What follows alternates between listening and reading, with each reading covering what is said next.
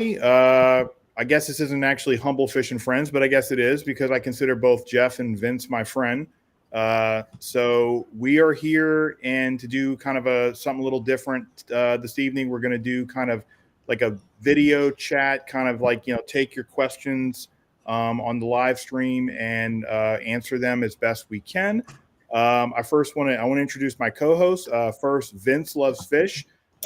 Vince is one of our fish disease experts on the forum, and he works in retail, and is kind of, I guess it's pretty much safe to say he's kind of an aquarium guru and just everything aquariums. That's a very knowledgeable guy, and we're really lucky to have him. And Jeff, who's at the bottom, owns FisHotel, which supplies quarantine conditioned saltwater fish.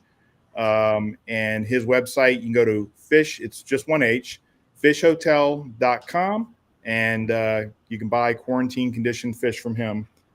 So we are live. Okay, so we don't have any questions in the live stream just yet, but we did get a question from someone in the UK who can't join us live, but he did have some questions. So I'll just kind of read the question and we can kind of get started that way.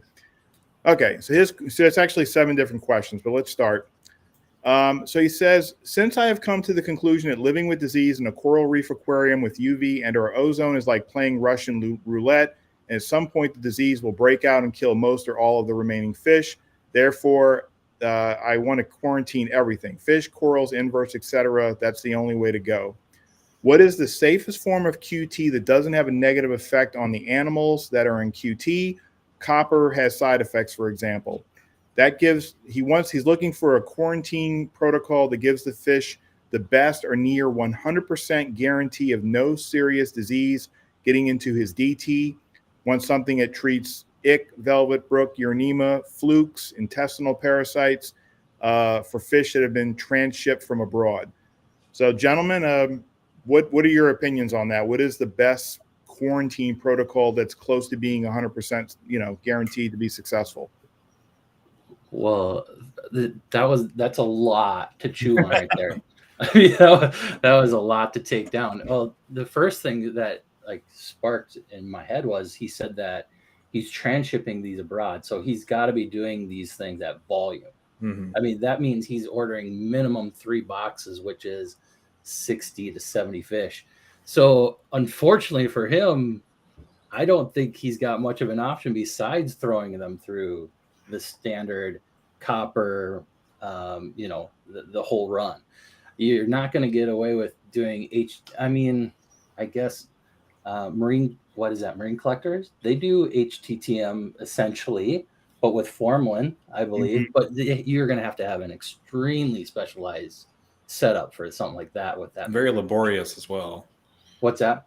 Very laborious as well. I did see there was some vendor on Facebook that did it in giant Rubbermaid totes or brute trash cans and did, a hybrid tank transfer method, and that just sounds like a nightmare. Yeah, I mean, that's going to be your cleanest, right? No chemicals, no nothing. You're just out running parasites as far as your ick and your velvet, things like that. And then we're pretty sure, I guess that's about as good as we can say with the hydrogen peroxide versus Brooks and Uronema, that it's knocking it's knocking it off, unless of course you're throwing in something that's seriously someone's got a bright red spot on it, you start there, sure, okay, you're probably not going to knock it off. But if you're going in pretty clean fish, I mean, how has HTTM done?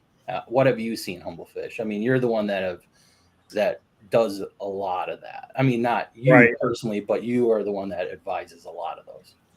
So in my mind, look, no quarantine protocol is 100% foolproof. There's always going to be, things to get through, mistakes, whatever. I find, tank transfer method just by itself was a really good quarantine protocol when all we were dealing with was primarily ick. Right. Well, now velvet is is a huge concern.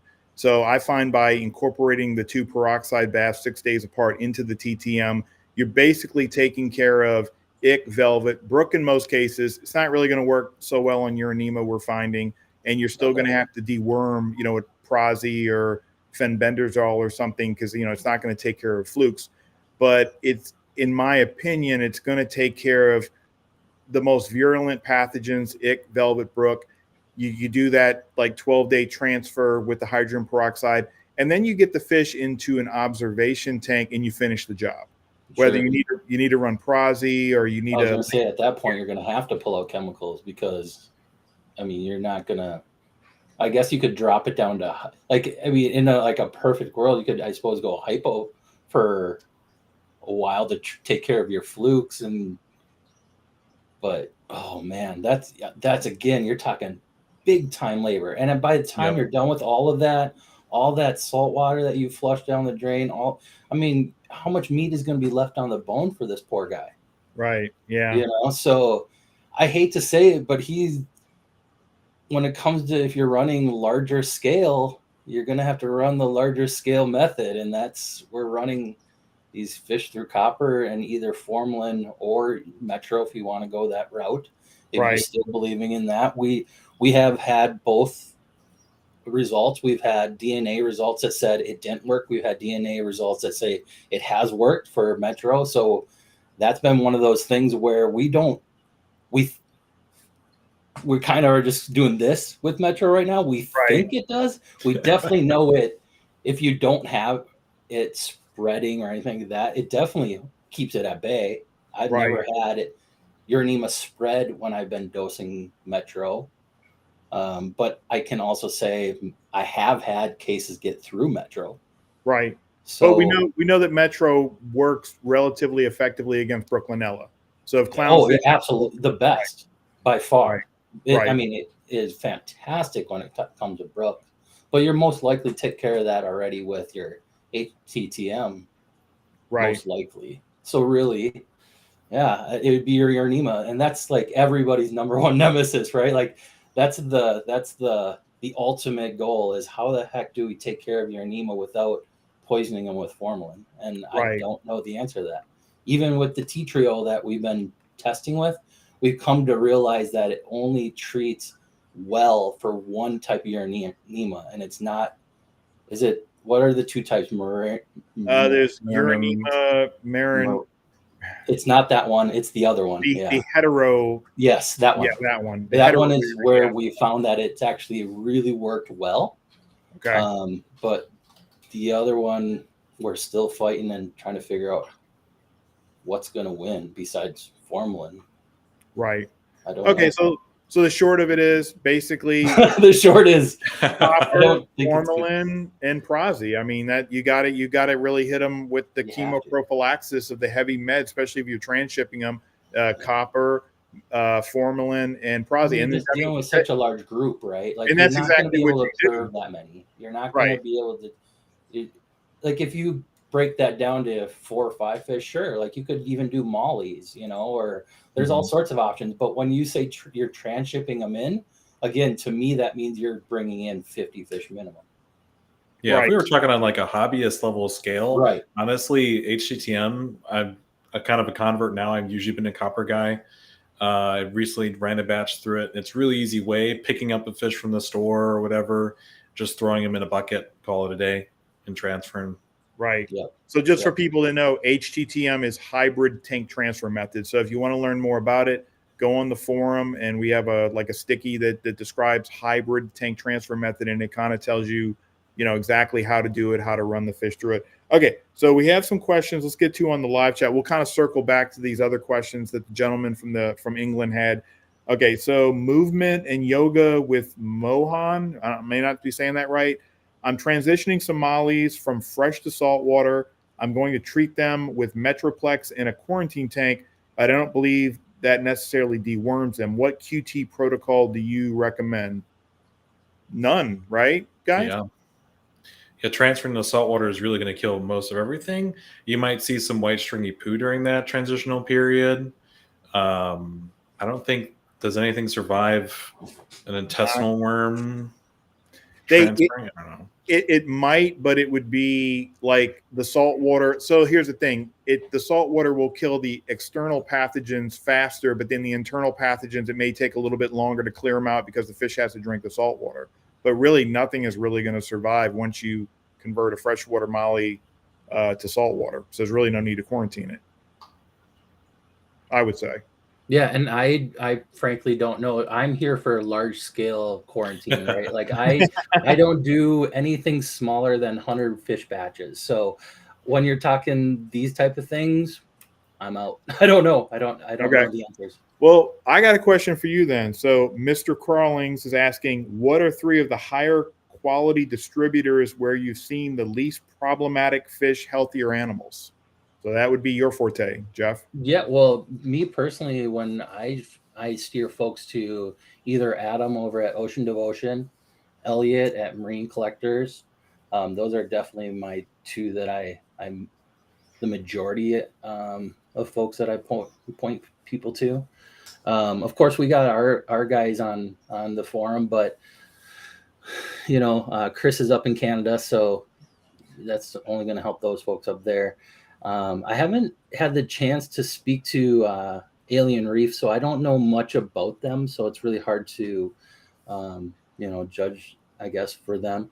But the last ones that I know of that do care for their animals and absolutely do their best, and for the most part did really well, was Michael over at Bay Bridge Aquariums. Right. Yeah. And we know not just with quarantine vendors, but we know Biota does a pretty good job with. Absolutely. If you're talking captive bred, things like that. Of course, we always recommend order direct. Don't ever get them through, if you have a personal relationship and you can trust your local fish store to go ahead and, do the right thing and make sure that they do stay in the systems that they're supposed to stay in, then they're great. But if not, then they fall into the same category, maybe a little bit worse than the wild caught because they haven't seen these diseases before. Yep. Then get blasted in an aquarium with everything. And then they're like, oh, wow, okay, we're a little overrun here. So if you order direct, they are, I've heard of 2 cases in 5 years that people have claimed that something's come from them, so I feel like that's a really good, safe option. Right. I'm sure 2 people have claimed that I've screwed up 2 times in the last 5 years. So, right. So, nobody's perfect, and who knows where they really came from. Right. Exactly. Yeah, that makes sense. It's always good to shove somebody in observation tanks too, just to cover 100%. All your bases. Yeah. 100%. That's just the best way to protect yourself in any case. Rather than just like blindly trust. Now, obviously, you may have a relationship like your fish, Jeff. I wouldn't have any problem adding directly to my tank, but for somebody who's worried about that, or maybe it's a new source for them, put them in an observation tank. Put a black molly in there. Right, 100%. Right. I'm sorry. No. I was going to say we have probably a dozen people or so that do observation after we send them out, and we just simply say. Exactly that, Vince. Just put them in a place that you can observe them. Don't hit them with any more chemicals because we've already blasted them with plenty of that. But throw them into just a tank that you can watch over them for 2 weeks and keep the ammonia down. That's never going to hurt anything ever. Right. So that's a huge, or that's a great suggestion, Vince. Right. Yeah, because the hope is that in observation, if there is something latent, it's going to surface. 2 weeks in an empty tank. It's going to show up. Right. It's going to exactly. Show up. Okay. So we got another question here. Recently, my storm clown stopped eating, swam haphazardly, and would rest at the bottom. I tried to QT and treat it with Metroplex, but it passed away. What do you recommend I do if other fish get sick? So I guess, if it stopped eating. So, with clownfish, I guess the first thing, every time there's a clownfish that's sick, I always think Brooklinella because they're so prone to that. But with Brooklinella, you should see, like white dots. You should see like the fish start to white slime. It almost looks like they're melting. Yeah, exactly. Like once it gets bad enough, it starts out looking like a velvet, like this kind of weird haze over the top of them. And then it turns into like a patch, and then it turns into like they're melting. It Right. literally looks like their You skin see is white slime just coming melting off the off fish. of them. Yeah. It's terrible. It's a terrible disease. I don't see it incredibly often, but that might also be because we instantly treat. Like, we don't wait around for it, right? We only Right. wait 3 days before we start medicating. I mean, he says he quarantined with Metroplex, which is what we recommend for Brooklinella. Well, I mean, honestly, Bobby, what I think when you start talking about designer clowns is that designer clowns, like, in Right. themselves, they constantly have these weird issues. And I mean, deformities or like, and unless we see pictures, gills. unless we see video, I mean, it could be anything, right? Like, it's so hard to answer a question like that without any Right. information besides verbiage. We really need, when it comes to fish disease, you wouldn't believe how much a picture helps. It really helps. So with the clownfish, the designer clownfish deformities, are we thinking it's inbreeding? I mean, yeah, as far as, and that too, right? Like, was it a large clown? Was it a new clown? Was it a clown? Was it 1 inch? Right. Was it a 1-inch clown? Was it because should have been culled, but it didn't get culled? You know what I mean? Like, I'm not gonna lie, as far as clownfish, what I've been seeing over the last 2 years have been miserable. I know. Absolutely miserable. The only clownfish I seem to get through nowadays are wild. I can't seem to get these. I know. They're miserable. I know. I don't know what else to say. I know. So, and that just switched. I don't know. Like I said, probably about 2 years ago. I don't know what happened. Vince, do you see the same thing at your store? Like, are you seeing the same thing with the designer clownfish, the problems? I would say I've had some limited experiences with certain kinds of designer clowns, particularly like storm clownfish or some that like longfin clownfish I've never had success with. Okay. They seem particularly inbred, possibly. You get yours through wholesalers, correct, Vince? I only actually get clownfish through Wrasse. It's the only place I get them from. Okay. So they come direct from ORA, right? Yeah. Yep. Okay. Properly bred clownfish, not Philippine bred clownfish. Nope, I've never wanted to do that. All my clownfish only come from ORA, maybe once or twice from Biota, and I've had great luck with them. Yeah, so. I can definitely believe that.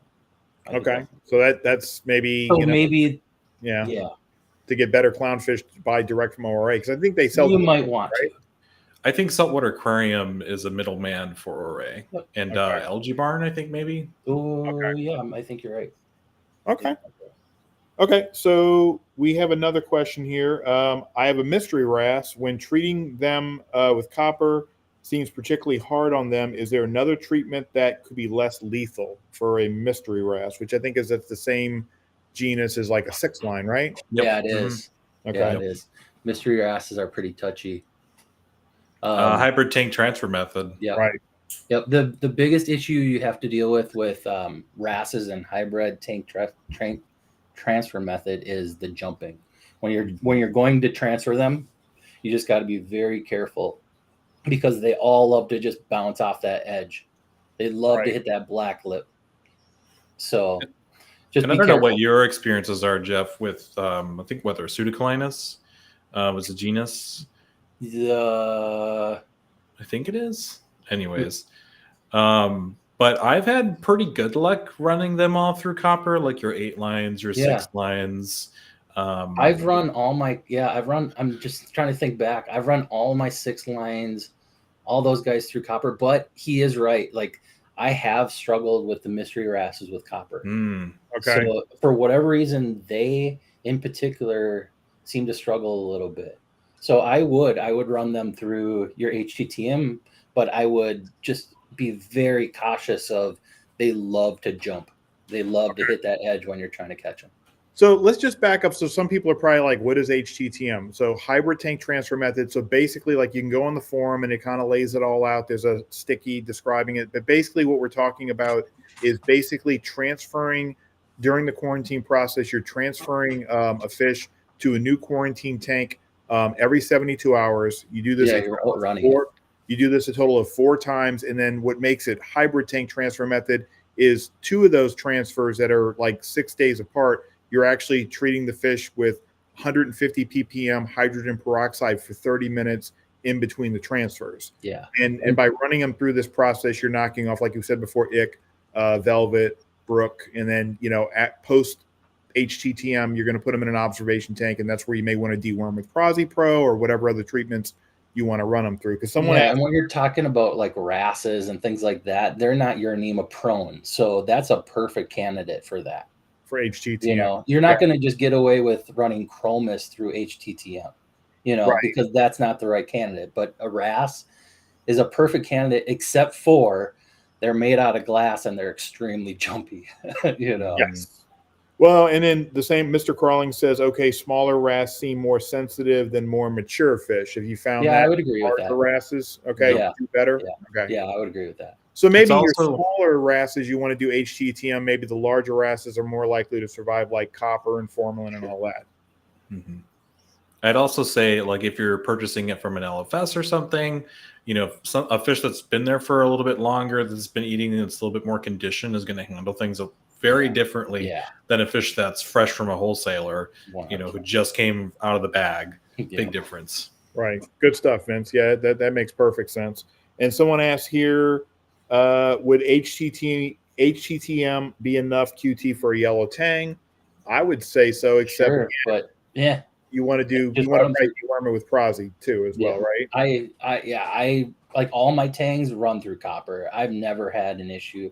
The only ones that really hate, I shouldn't even say that. I would say some of them don't enjoy it are nasos. A little bit more sensitive. Convicts, I haven't struggled too much with copper if I get a good convict. Convicts either come in really good or really, really bad. Right, really emaciated, huh? The bad ones are like super skinny. Yeah, they and it's seasonal for convicts. Like right now for the next like 3 months, we will get really good convict tanks, and then it just falls off. Oh man, the convicts don't ship well. They don't. It's because they're stressed. They're like Dalmatians of the sea, where they're just super stressed fish, just like the nasos are super stressed fish, and you can just see that they're just in that glass box. They're just until they finally like get 2 or 3 weeks into it, and then they finally just kind of like you can just tell the way that they swim, and they're finally like letting loose a little bit. They're comfortable with their tank mates, and things finally settle in for them. But I love a good convict tank. It's just those 2 are the only ones that I really don't run through copper. Everything else, I run them through the full QT for sure. Right. For sure. Tangs do really well through regular quarantine. Yeah, but you're right. Convicts and naso tangs, for some strange reason. They just don't. You know what? With naso tangs, that all started when they shut down Hawaii. When you could get naso tangs from Hawaii, those were great. But now they come from like the Philippines. Philippines is rough, man. I'm telling. Like I didn't think it was going to be as rough. I finally got my hands on Philippines fish at the end of last year, and I've heard stories about how miserable they are. I was like, they can't be that bad, right? And so bad. I ordered them, I got them, and they looked good out of the box. They looked pretty good, and they did okay. And then they just kind of slowly died. And it was just like one after another, and it wasn't from diseases or anything. They were just eating and then just dying. And it was like, ooh, okay, something isn't quite right here, right? And we all know what's coming next, right? The way that they catch them and all that good stuff. Right. But it's rough. And now I got like an Africa batch right now, and I've lost 2 fish out of 128. So you're right. The naso tangs coming out of the Philippines are rough, shaky. They're shaky at best. Well, and I'm gonna give you a plug, because that's the reason to buy from a quarantine. Yeah, don't deal with all that stuff, guys. Because you're gonna take the risk and you're gonna suffer the losses, and I'm not. So if I I buy, know it sucks, right? if I buy from you, then hey, you know, you're going to take the risk for me. So FisHotel.com, that's where you want to buy your fish. Well, and you're not even going to find them on Fish Hotel anymore, man. Like, honestly, they don't even get there. So jump on humble.fish, jump into our section of the forum if you want to check us out and just order them custom, because Yes. that's where we're at this point. We don't, nothing gets to the website. Nothing. Because everything is sold before So, anything yeah, everything is custom. We're completely booked out. We're getting, 150 fish every order. I only have 200 gallons to quarantine in. I mean, it's best to do it there. And honestly, it's best for the fish too, because they don't sit in tanks. They are in, they're out, they go to their forever tanks, and life is good, right? Like, they don't just sit in my shop for 6 months, just sitting there waiting for somebody to buy them. Right. It's a beautiful model now that I'm getting away with it.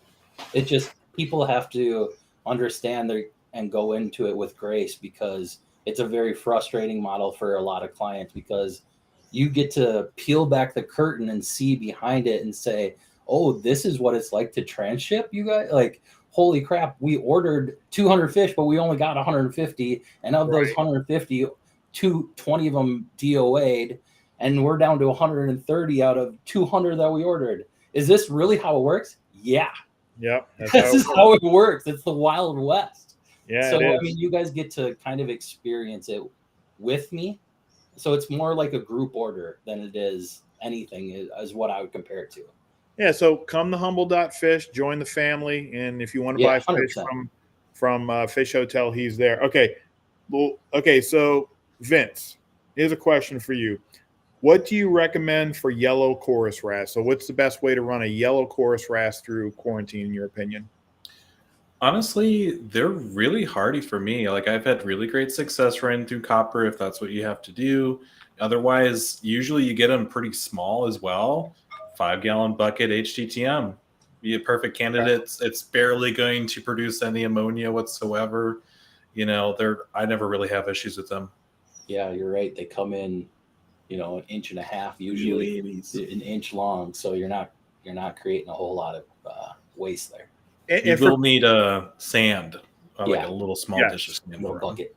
So what do y'all do with the sand? So you have the sand in the quarantine tank. You just put it like in a Pyrex bowl or something, or just put it like in the corner of the tank, or what do you do for like those sand burrowing wrasses that need sand in quarantine? In mine, I just have a pile of it, and I just kind of shove it back into the corner every once in a while. For like the HTTM that I've done, that's going to be in a bowl. I've done bowls in copper before. Sometimes I feel like the fish don't know that that's safe to go into. And so in that case, I've usually just dumped it out anyways. Yeah, the Pyrex ones are the ones that they seem to appreciate the most, like the flat ones. The rectangular ones. Yeah, exactly. The ones that almost look like they naturally sit on the bottom. Yes. But yeah, those are definitely the best. Okay. So, what was I going to say? Oh, so we're talking about copper, and people are like, okay, so you guys use a lot of copper. So, and I think we're all in agreement. We all use copper power, and we have found that the Goldilocks zone for copper power is 2.2 to 2.3 parts per million. We agree? Yeah, that's where I run all of mine, is 2.35, just because the buffer on both sides. Worst case scenario, we're down at 2.1 with the Hannah checker, at least. Right. And worst case up, we're 2.5. So I mean, that's exactly where we need to be. Right, because 2.0 is minimum therapeutic, 2.5 is maximum. So if you treat it 2.2 to 2.3, you're not too high, you're not too low, you're right where you need to be to treat your fish for either 14 or 30 days. Depending on whether or not you're working with 1 or 2 tanks. Yeah, and honestly, I've gone above that 2.5. Right now, I think my tank is sitting at 2.64. And they don't seem bothered by it. Nobody seems. No, as long as you keep your water clean. Right. Nobody seems to really care about the copper. Well, I have found that jump up to 2.0 that we have discussed a lot. Like, we've been talking now, Bobby, I think for 3-4 years about the jump up to 2.0 directly into that. And I've found that Some fish don't appreciate that, but most do. Like most don't mind it. So there should be a little asterisk there. I think that's still sliding up to the like 1.5, 1 point somewhere in there, and then jumping up to 2.0 isn't going to hurt nothing if you have the extra day. Just do it. I think. No, I'm just saying for people that are wondering what we're talking about. So basically, what Jeff's talking about is when you get in fish, he has found that basically instead of starting at 0 with no copper, to kind of get ahead of the game a little bit with treatment, you can drop those fish. It's right out of the bag directly into, we'll say between maybe 1.5 ppm for sensitive species, or 2.0 ppm for most fish, and you can just drop them right into that, and then just start and then slowly ramp it up to like 2.2, 2.3 over a day. I don't even slowly. I go one shot one day as if you're dropping them into 2.0. And the reason for that is because what I found when I was waiting was I was dealing with a little bit of ick and velvet, and it was starting to jump in before the copper could get going. Right. So when I was able to drop them in 2.0, that took care of that whole problem. But honestly, I think the 1.5 gets them mostly there anyways that first day. So, I would say put a little asterisk next to that if you have the time and you have the ability to drop it to 1.5. And just especially if you're dealing with like maybe a small batch, Yeah, exactly. Like maybe 1.75, 1.5, especially if you're trying to condition something, or something that's kind of, those fish that stop eating when they hit 2.0 or something. Right. The ones that we just talked about, your convicts and your nasos and things like that. If you're going to run them through copper. Or maybe like sensitive wrasses and anthias. Yeah. I honestly, the wrasses, I haven't ran into a lot of issues with them in copper. I don't know why, but they're just wrasses, right? Like I think a lot of people contribute their behavior to what they're doing to them when they're just being wrasses. Okay. Like I think people don't realize is how sensitive of a fish, just in general, they are, right? Like you could do nothing to a wrasse, chase it around a tank 3 times in a loop, and you'd swear the thing was about to die on the bottom of the tank. Mm-hmm. No other fish does that. You know what I mean? Like, right. So I think a lot of people contribute. Like, it's not always the whole thing of like, what is it? Causation isn't, or correlation isn't causation. Right. I think a lot of that, and we're all looking for a reason why we lost that wrasse. Like, why the heck did I just lose that $300 wrasse? Oh, it had to have been the copper. Well, maybe it was a wrasse and it didn't ship well and it just hadn't recovered yet. And, and maybe it was the copper that pushed him over, but maybe it was just, it needed a little bit more conditioning time, like we're talking about. Right. I think a lot of times it's ammonia. I think a lot of times is what kills the fish in quarantine. People 100%. Are not keeping tabs on ammonia. Ammonia it's amazing how fast it goes up. And ammonia can kill a fish like that. Okay, so let's talk about Emily. We got some questions here, kind of building up. Emily has a question. Speaking of wrasse, I'm getting several sensitive species, a yellowtail and blue spot tamarin. Ooh, So we're talking like the moyari, moyari leopard, the pintail and a timor. Pintail will be fine. Timor is okay. They're coming to me conditioned but not fully quarantined. Okay. I'm currently following my DT and trying to prevent going through this nightmare again. So how would you recommend treating them before putting them in my DT? And she's asking the tank transfer method. I think so. What do you guys think? You have what? Was there 4 wrasses there? Yeah. It's a yellowtail and blue spot tamarin, a moyari, a pintail, and a timor. How big are they too? That would be, because I know those blue spots get pretty big. Yeah. So do the yellowtails. Those are some sensitive wrasses, though. Those are real sensitive wrasses. I would be, if you do the TTM route, like, know what you're doing for ammonia control for sure. Okay. Especially if you're doing like all 4 of those guys. I think I've heard like people have pre-cycled sponge Mhm. filters that's worked really well. Right. Yeah, Or with you those could kind of even, oh, you're going fallow, you said. yeah. Yeah, they're I was going. gonna say, or you can even steal fallow. a rock. You know, I've Yeah. done that where you steal a rock from your display tank, so you have that, right off the get-go, boom, and you're good to go. But if you're going fallow, that means you're obviously avoiding something there. I Yeah, would go. that's a tough one. But if you got them as conditioned, if they Right. really are conditioned, they're eating, they're on the right time schedule, then you really shouldn't have a problem with even running them through copper, honestly.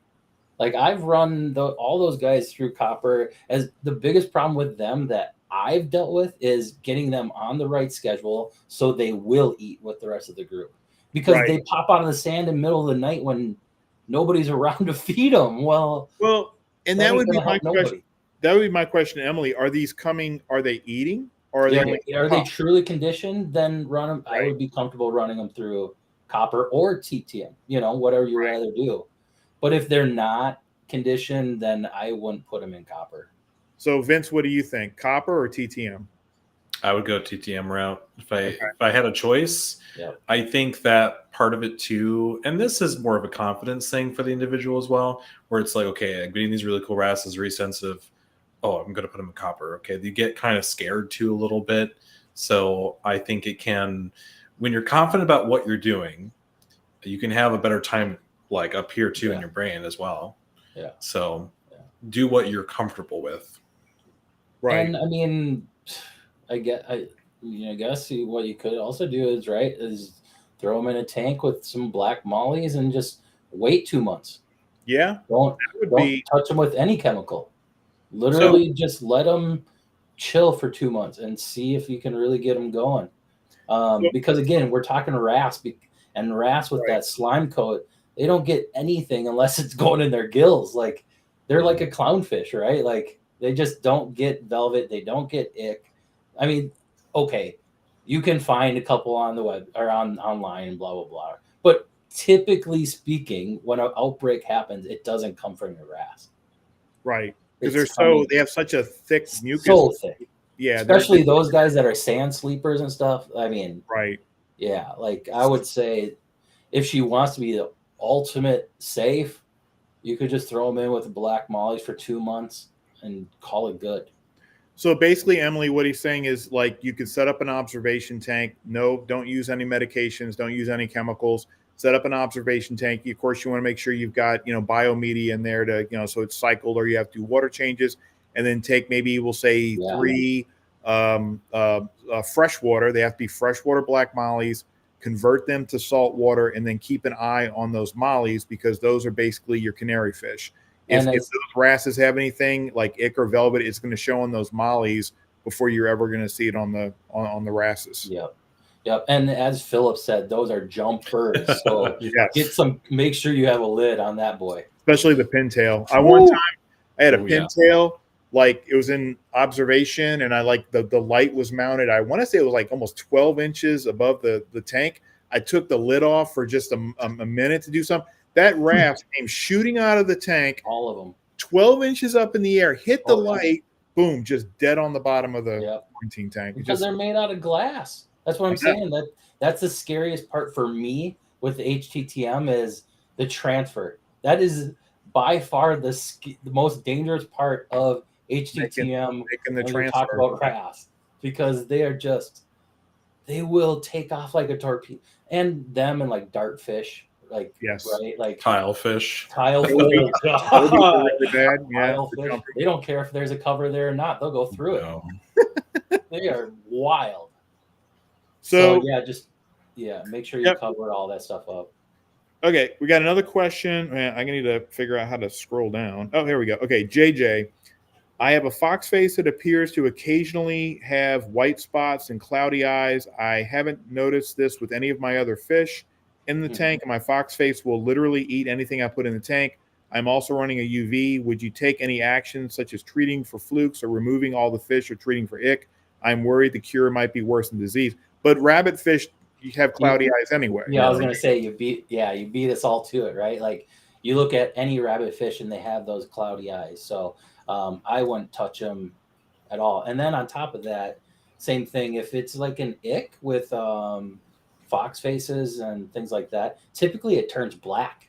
It doesn't turn white. Mhm. So, and that's because they have a special slime coat as well. Right. They're going to be one of the very last fish to get it because it's actually a protein. Yeah. It's their They immune fight it system out. releases like a protein into their mucus coat, and it actually like that protein actually kills ick. Yeah, and so you see it as just it looks completely different when we see ick on fox faces versus any other fish. It looks Right. like black ick essentially. Yeah, exactly. So So maybe I his would white say- spots are something else. What? Say that again. I'm sorry. So maybe because he's saying he had white spots on him too. Yeah, so you said maybe it's something else. one white spot, right? Well, it says Yeah. occasionally have white spots, so I don't know if that could be like It's flukes, Bacterial but then- tufts. yeah, it could be. So yeah, so JJ, if you go on the forum, there's a thread, we call it bacterial tufts and viral nodules, and I know Jeff, you refer to them as like little mountain peaks, but it looks like little them, yeah. white dots that protrude outward from the scales, and that can mean either bacterial growths or viral nodules on the fish. It's not necessarily a parasite or a worm. Yeah, Or, and typically when we see that is when, for whatever reason, I don't know why, but Joe at Premier Reef seemed to tie that and nitrates together, and it seems like he's right. It Yeah. seems like when those nitrates get really, really high, we start seeing those modules. yeah, that makes Yep. sense. That makes sense. Yep. Okay, I mean, so- again, we have nothing that officially ties those together, but Right. there seems to be a correlation there. Well, and the good news with bacterial tufts and viral nodules is clean water, good nutrition, vitamins in the food, that usually makes it go away. So it's not something you necessarily have to treat for with medications. Yeah, and a lot of times, like, they're really unpredictable. Sometimes they're there for a day and they're gone. Other times, like I have one on my powder blue tang that I've had. It's been there for now probably 7 months. So they're just one of those things where they're super unpredictable in regards to if it's going to come or if it's going to go. Right. Yep. So Gloria Diaz asks, "Hi guys, thanks for doing this. It's very useful. Quick question for you: is there a calculator I can use to see how many milliliters per gallon I need to get those numbers? Probably like the copper power calculator." And Jeff, you have that right on your website. Yeah, if you go to the Fish Hotel, so fishhotel.com, we have a quarantine help section under the frequently asked questions, and in there's a calculator that I built for you guys that you just plug in all your info and you can do it there. Otherwise, I think in our copper sticky also has like 2 or 3 calculators there too. Yes. But yours, I mean, to be honest, yours seems to be the most accurate. Yeah, but we found that it doesn't just go up on a flat line curve. There's actually a little bit of a variable in there. So we kind of played with it for about a year until we thought we were about where we needed to be. And seems like most people find it somewhat accurate. Right. So basically, Gloria, go to fishhotel.com. It's just one H, fishhotel.com. And I think it's quarantine help. If you click on that link, that will show you the copper power calculator that you're looking for. Okay. Yep. Emily has another question. She says, "Now I've had bad luck with quarantine and have had fish die from what I assume to be ammonia. What's the best way to take care of the ammonia? How often do you do water changes, and how much water do you take out? Is it okay to use prime to be safe?" So, Vince, what do you think?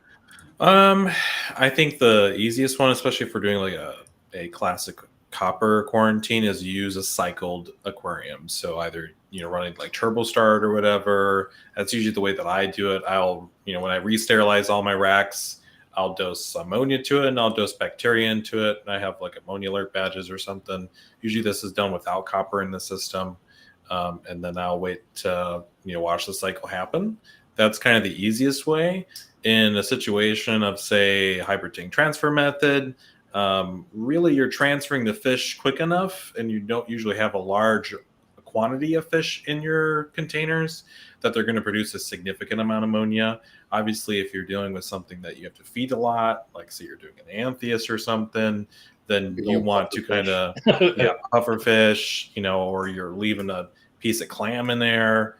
You want to be mindful of what you're putting in there and take it out if it's uneaten as well. I think a lot of people That's huge. kind of let the food rot in the tanks, and that's going to be the vast majority of it right there. I have done like Prime or like say like Amguard, Amquil, any of those guys, but I tend not to try to rely on it if I can avoid it. It's kind of like a secondary, like, okay, just in case. That one's looking a little bit rough. We better just do a little something. Right. Just take the edge off.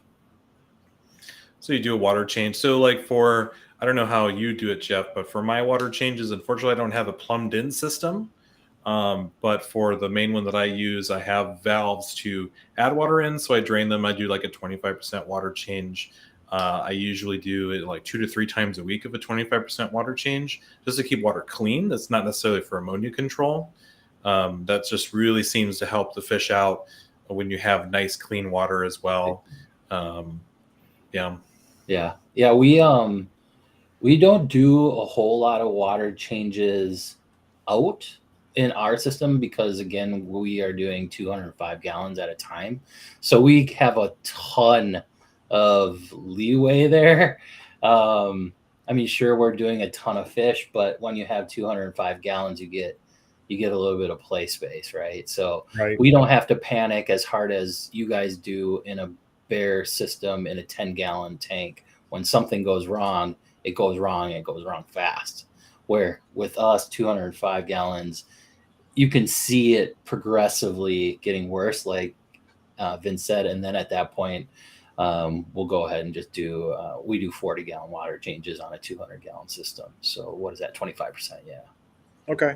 But as long as you don't have, I don't know, I got this thing about Prezi. As long as you're not using Cupramine or Prezi Pro, at any time you can dose Prime or Amquil to neutralize ammonia. It at least will buy you time until you have, time maybe later in the day to do like proper water change. 100%. Yeah, we use Prime a lot for every 4 batches that go through our systems. We completely bomb it out with bleach, and then we reset. And so that first batch that goes through there, unfortunately, kind of takes the brunt of that, right? Yeah. So we do use Prime, and we rely heavily on Prime, right? Like same thing, like on the other hand, right? When you have 150 fish, when it does go really wrong, it goes really wrong. So we do rely on Prime for that first batch a lot.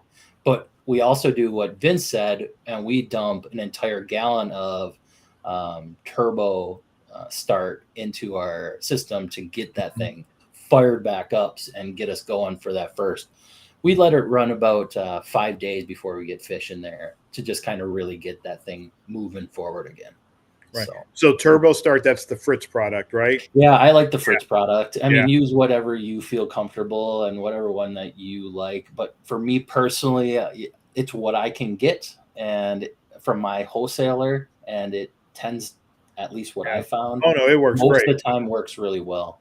Yeah. It works really well. And you don't have to refrigerate the stuff, the Fritz Zyme 9, which I really like as well. Right. That's like more like the low concentration bacteria, where Turbo Star is more like the zooped up high concentration bacteria. I need to quarantine cycle this quarantine tank immediately. Instantly. Okay. Another great option too is having pre-cycled media on hand. Say you have to set it up emergency, or like you just have bags of media in your sump. Those are great the big sponges, the big like freshwater sponges that you guys use. We'll throw 6 of those into our 125, which is just our personal tank. And since it's going into the quarantine system, it doesn't. I mean, they're clean, right? We don't use those into the other system, but yeah, absolutely, we do that a lot too. So if we don't go with the Turbo Start, as Vince is just pointing out right now, that's exactly how we fire up our systems. We grab 2 of those giant sponges that have been sitting in our 125 for 2 months right in, and sure enough, it fires that up real quick. Right, because enough bacteria is going to Great transfer like from your tank onto that sponge, and basically what you've got is you've got a rock, but it's a sponge. Yeah, You can go ahead and use that in quarantine for biological filtration. exactly. Right, And you're already treating your fish, right? So wherever that comes from, it doesn't really matter. No. So if that means you're saving, like if you have an old quarantine that you're gonna, bleach out like we did, and you happen to have that media, you can take that media out, save it in a bucket, bleach out your system, and refire back up if you want to that way as well. Because in theory, you're going to be treating for anything. If you're doing a full quarantine, right. put that nuance in there, you can do that. You're going to be treating for everything anyways. So there's a lot of options for you. Yeah. Okay, so circling back to Emily with those sensitive wrasses we talked about previously, Reef has a pretty good suggestion here. How do you guys feel about an eDNA test in Emily's situation? Yeah, that would be. Just do the black molly just to have an eye on it, and then do absolutely. Do the same thing. They're probably how long do they want you to keep fishing there? Like a couple weeks, I would assume, to build up. I think it's only like a week, they say, and then you can take the water sample and then send it off to Aquabiomics to get the eDNA test. Yeah. So you're looking at a month there, and then so you're looking at about 2 months either way. Now I'm going to say it's like $100, but I mean, it's not cheap to do it to test a quarantine tank, do an eDNA test, but given how expensive those fish are, how sensitive they are, it may not be a bad idea. And then you will get like the DNA report back. You'll be able to see what pathogens are in the water, and then based on that information, hopefully it's all clean. But if there are pathogens, exactly can't talk. Exactly what to treat for. If there's flukes, then you need a Parasite. If there's ick or something, you need to use copper. And I'm pretty sure they have everything nailed down there now, right? As far as they have all the pathogens in their database now. Oh yeah. They've got all the parasites. They test for parasites. They test for flukes. Well, I just knew that they were building that database over the last, so I'm pretty sure that they have it. The only thing I'm not sure that they would detect would be like internal stuff, like maybe if there's an internal bacterial infection or intestinal worms or internal flagellates. I don't know if the DNA test would pick that up, but that's that's Reef. That's a really good idea. It'd be so Emily. If you want, you can get on the forum. Aquabiomics, they offer eDNA testing. That would be a way of testing those fish, and you would have to use no medications unless the DNA test came back positive for a disease. Okay, so Brian asks, hello, if my yellow wrasse was a carrier of ick and he's in QT with an orchid, dottyback, Heniacus, flamehawk, and watchman goby, wouldn't ick show up on the other fish? Not if you already had like copper going on. It kind of depends on the addition of that a little bit. So I guess I would say, depending on if there's medications already going on or if you have no medications going on. Obviously, if there's no copper or something in the water, then eventually they're going to show up on them. But and the life cycle of ick, right? Like if you just threw your fish in yesterday, they still have to drop off of your fish, insist, go through their entire 5 to 7 day period, which could be up to 30 days really. And then they're going to burst, and then you're going to see them. So it's not just, it's not like velvet where that process happens in 24 to 72 hours and it's boom, boom, boom, boom, boom. And there's always parasites in the water, where ick is like, here I am, I disappear, and you're like, oh, I beat it. Yes. And then all of a sudden, 3 weeks later, it's like, surprise, I'm back. And you're like, wait. And it's because of the life cycle. Right? And let's not forget that ick, for example, it can be in the gills. So like, for example, wrasses are the perfect example. Wrasses have such a thick mucus coat that you're very unlikely to see ick or even velvet on their body. However, inside a fish's gills, the mucus coat is reduced in composition. So there's a greater chance that the trophont would form like inside the gills. So sometimes you can, a fish can have flukes, it can have ick, it can have velvet. You don't ever see any like physical visible symptoms, white dots on the fish itself. You will just notice things like the heavy breathing, the head twitching, the scratching, targeting the gills, because the parasites or worms are inside the gills where you can't see them. Yeah, you will see those though. If they're starting to attack those gills, I have witnessed that before, and you will see them scratching. Right. They do. Just like your gill flukes, they will scratch. So they will give you an indication of something is happening. Right. If something's wrong. Something that has a parasite on it typically doesn't just act normal. And a lot of times that's the problem, right? Like you've never really seen your fish act really normal. And so a lot of times, like, what do we see? We see people quarantine their fish and they're like, oh my gosh, my fish are like so bright, and they're so like, they're actually like button heads against each other now, and they're like kind of picking at each other a little, because they finally feel really, really good. Yeah. So yeah, you're gonna notice if it's not behavioral things, it's definitely gonna be scratching. There's gonna be something there that's gonna indicate it.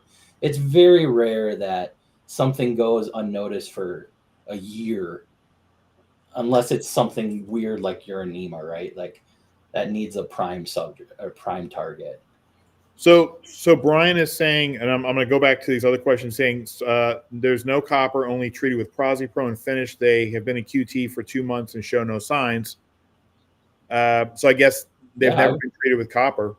Yeah, and here's the thing, right? Like, we will never be able to answer that question. It's going to come down to that personal preference of where is your line of risk management, right? Because no matter how many times we treat, no matter how many times we observe, something may slip through, right? It might happen.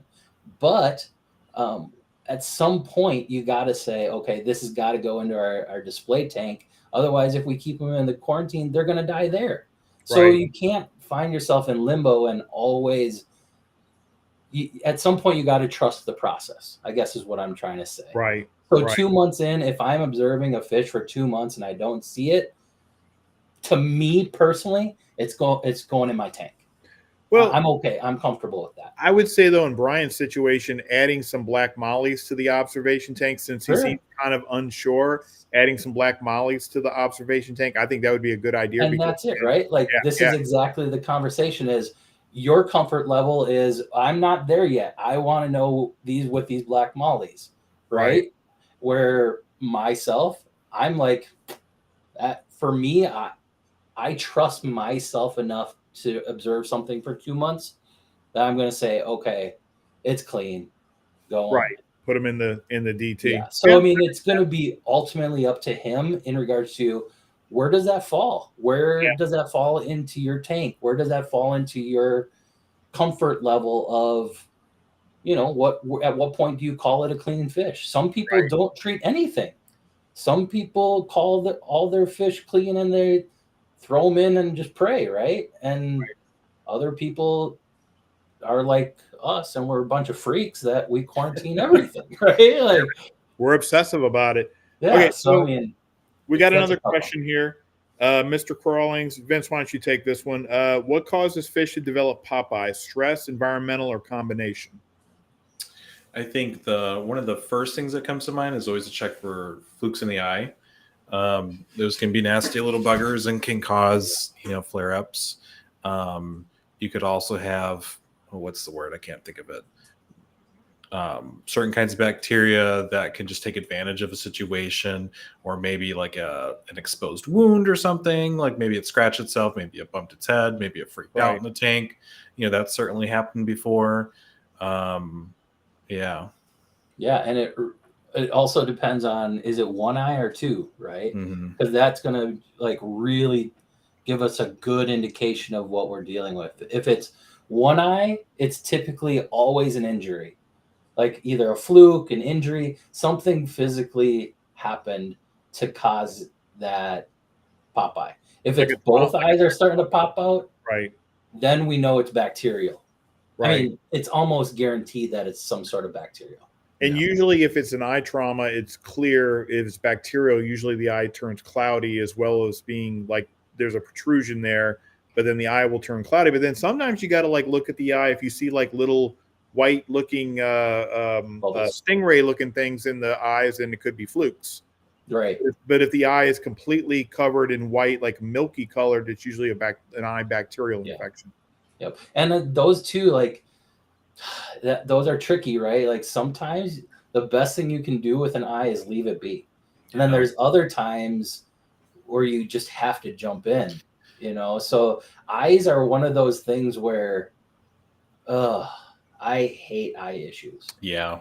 Yeah. Eye issues are tricky. Especially during copper too, because it's an immunosuppressant. And so, you know, and now you're playing the game of, okay, well, do I have a secondary system to pull them out to, or do I just finish this copper out? You know, maybe, okay, let's pull them out in like 10 days or 12 days instead of 14, just to, you know, be ahead of this, especially depending on how it looks. You know, it looks really bad on a fish too. Sometimes you're like, oh man, that must suck. Yep. Sometimes you just got to let it heal too. Yep. Right. So 100%. Exactly. So I think this is a question for me. This is a gentleman from, I'm not going to try to pronounce his name because I won't pronounce it correctly. There's a gentleman from India I've been helping on the forum.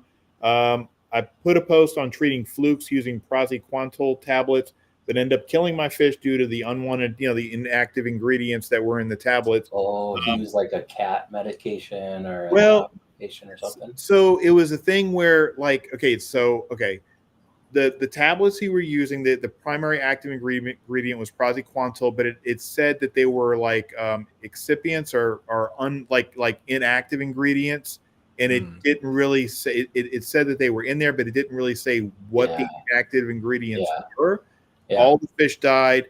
I'm assuming it's one of the inactive ingredients that really wasn't meant to be used in an aquarium, which killed all the fish. So he's asking basically, you know, how do I pull this out of the water? I think running carbon would be the best. Really, your only option, right? Yeah. I feel like I would take a step further too and remove anything that might have absorbed anything as kind of more of a precaution. So, like, you know, ceramic media or any rocks, you know, that would be something that I would personally do. 100% water change if you can, really easy, and then I would just do carbon as well.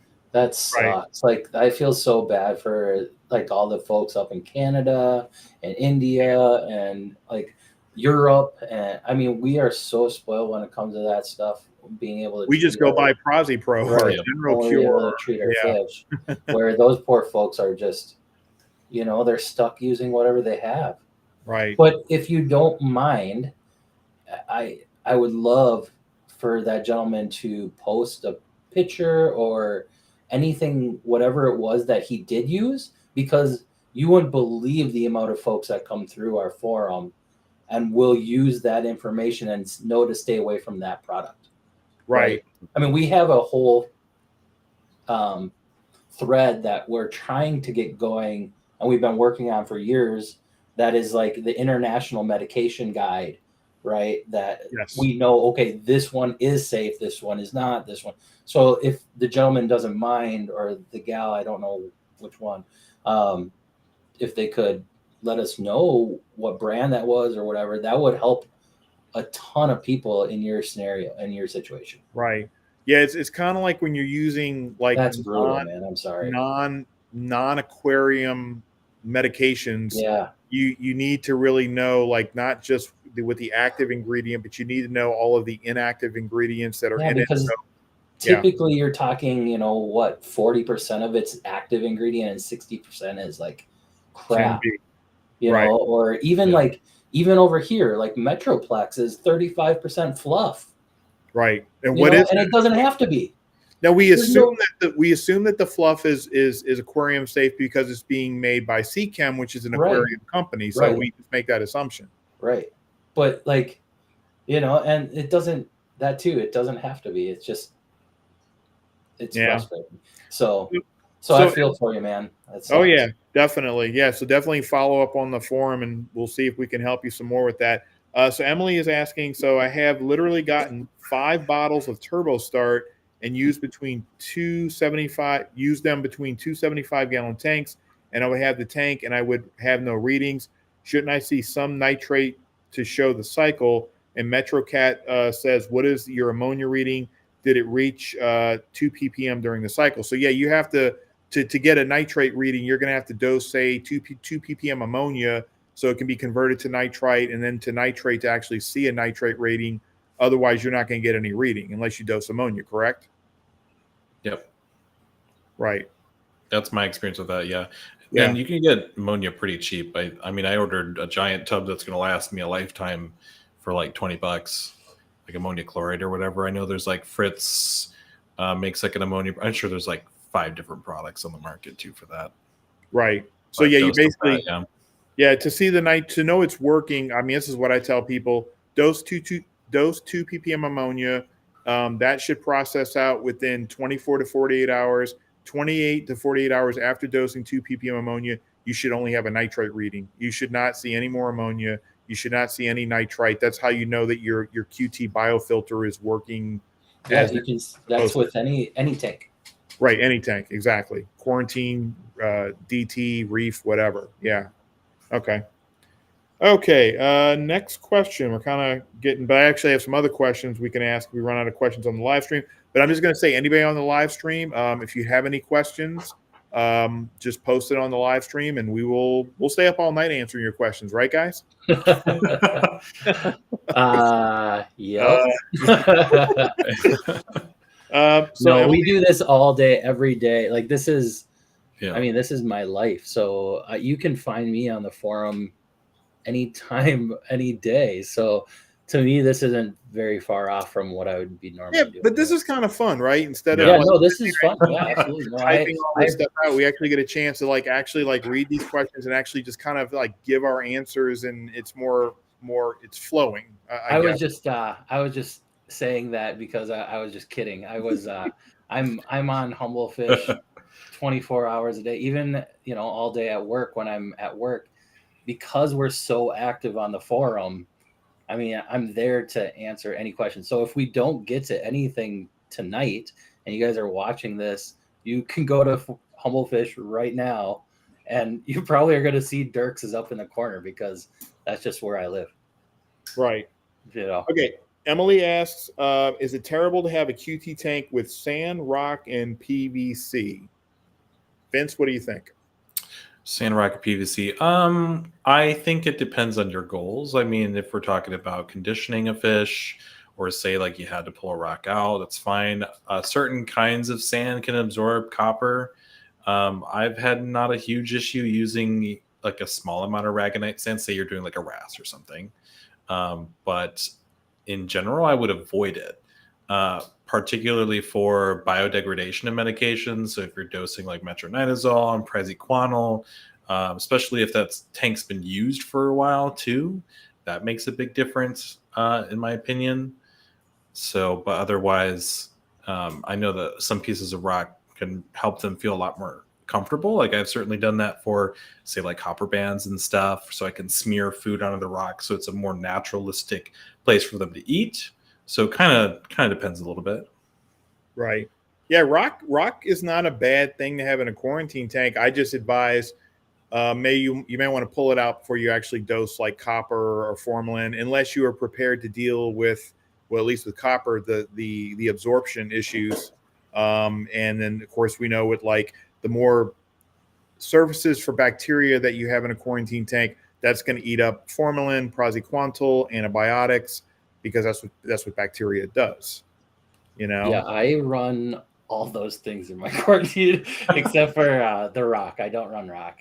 I run a very small amount of rock, and I do that exactly for what Vince said. If I need to do it for my butterfly fish, I smear my mastic into my rocks and things like that. So right. I do have small amount of rocks, but it's not like rocks that you're thinking of. What do you use for sand? I do run sand in everything. I do run a lot of sand in a couple of my tanks, as wild as that is. And I run pool filter sand from eggs. I found that it doesn't absorb anything. So that's really nice.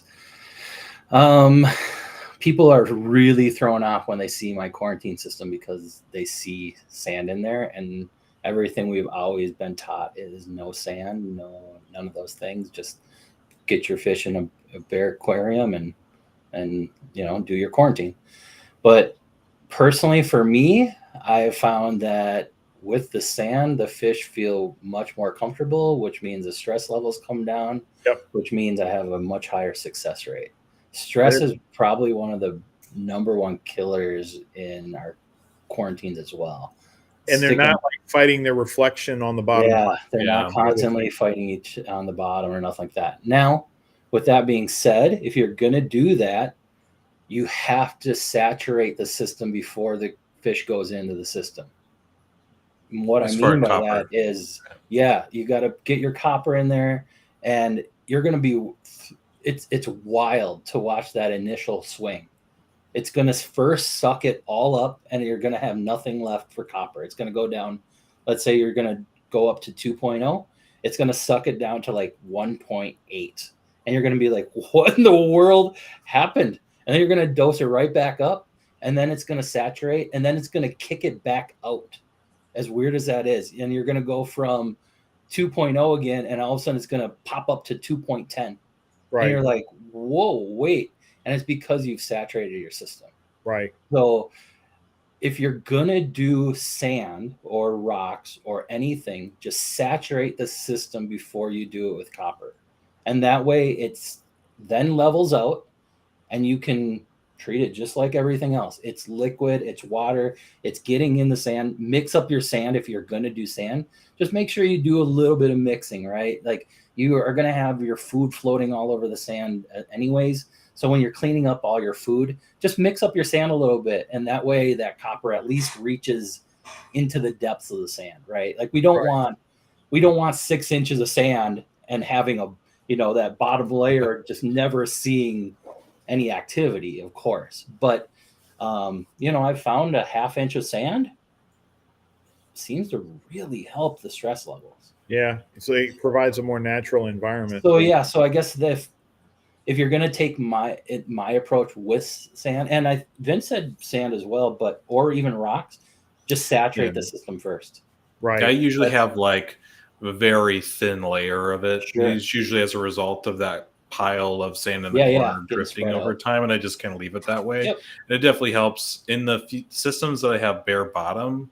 I paint the bottom of the aquarium. Yes. I usually actually like to paint all 3 sides too. Yep. And it really makes them feel like they can back up into it. Mm-hmm. They're not fighting the reflection at all. Yep. I really like difference that. There. Big difference. Yeah. If you're not going to do sand, that's a fantastic tip, Vince. Paint that bottom black or blue or whatever you want to do. That way they're not constantly fighting their reflections. It also helps contrast things too. I have one that's painted all black. I have one that's painted all blue. I love the blue one because it really contrasts, anything, any diseases, makes pictures really nice too. Because our pictures are really the hardest thing too. Is it like diagnosing stuff online? Like a darker blue? Like a dark blue, light blue. Okay. Like that stereotypical like blue background for fish tanks, like background paper. I think I did it out like acrylic paint. But when you take that picture, it turns into a nice dark blue like you're talking about, and that you can see pretty much everything on all the fish. Right.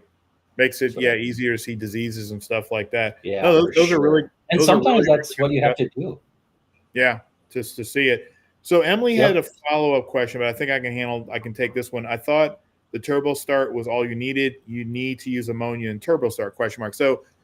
So Emily, turbo start is the live nitrifying bacteria that you're going to dose, and that's gonna seed the quarantine tank, the filter inside your HOB, your QT filter with live bacteria. But what we're saying is if you want, you don't have to do ammonia. Dosing ammonia is a way of testing the system out, because you dose the turbo start, you're assuming that it's seeded, you're assuming that all the bacteria, is live inside the container.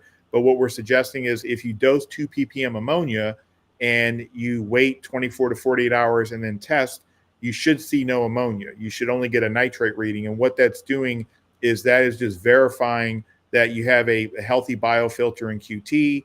Everything is working as it should be, because the fish are going to produce ammonia, so you're kind of like simulating that by dosing ammonia to test out the health of your QT biofilter. That's right. what But I think what she's asking is if Emily, if you're using the turbo start, you're going to want to actually wait like 2 days into the quarantine actually to dose that, because we need to have the bacteria have something to feed on.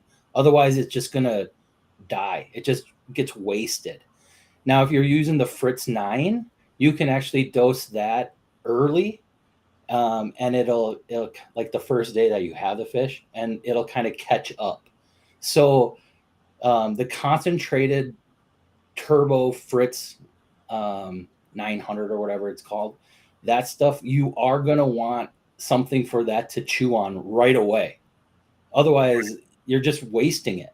So really, I think that's what she's wondering is if there's no ammonia or nothing to take care of, then that pretty much just goes to waste, because that bacteria actually can duplicate itself so quickly, and it will go to the level that it needs to be at. So if there's a ton of ammonia, that bio will grow to that level. Because you're feeding it, you're feeding the bacteria with the ammonia. Yeah, exactly, right. And that's coming from the fish, right? So what I'm trying to say is you just have to make sure that there's a source of ammonia to have that bacteria to do its work.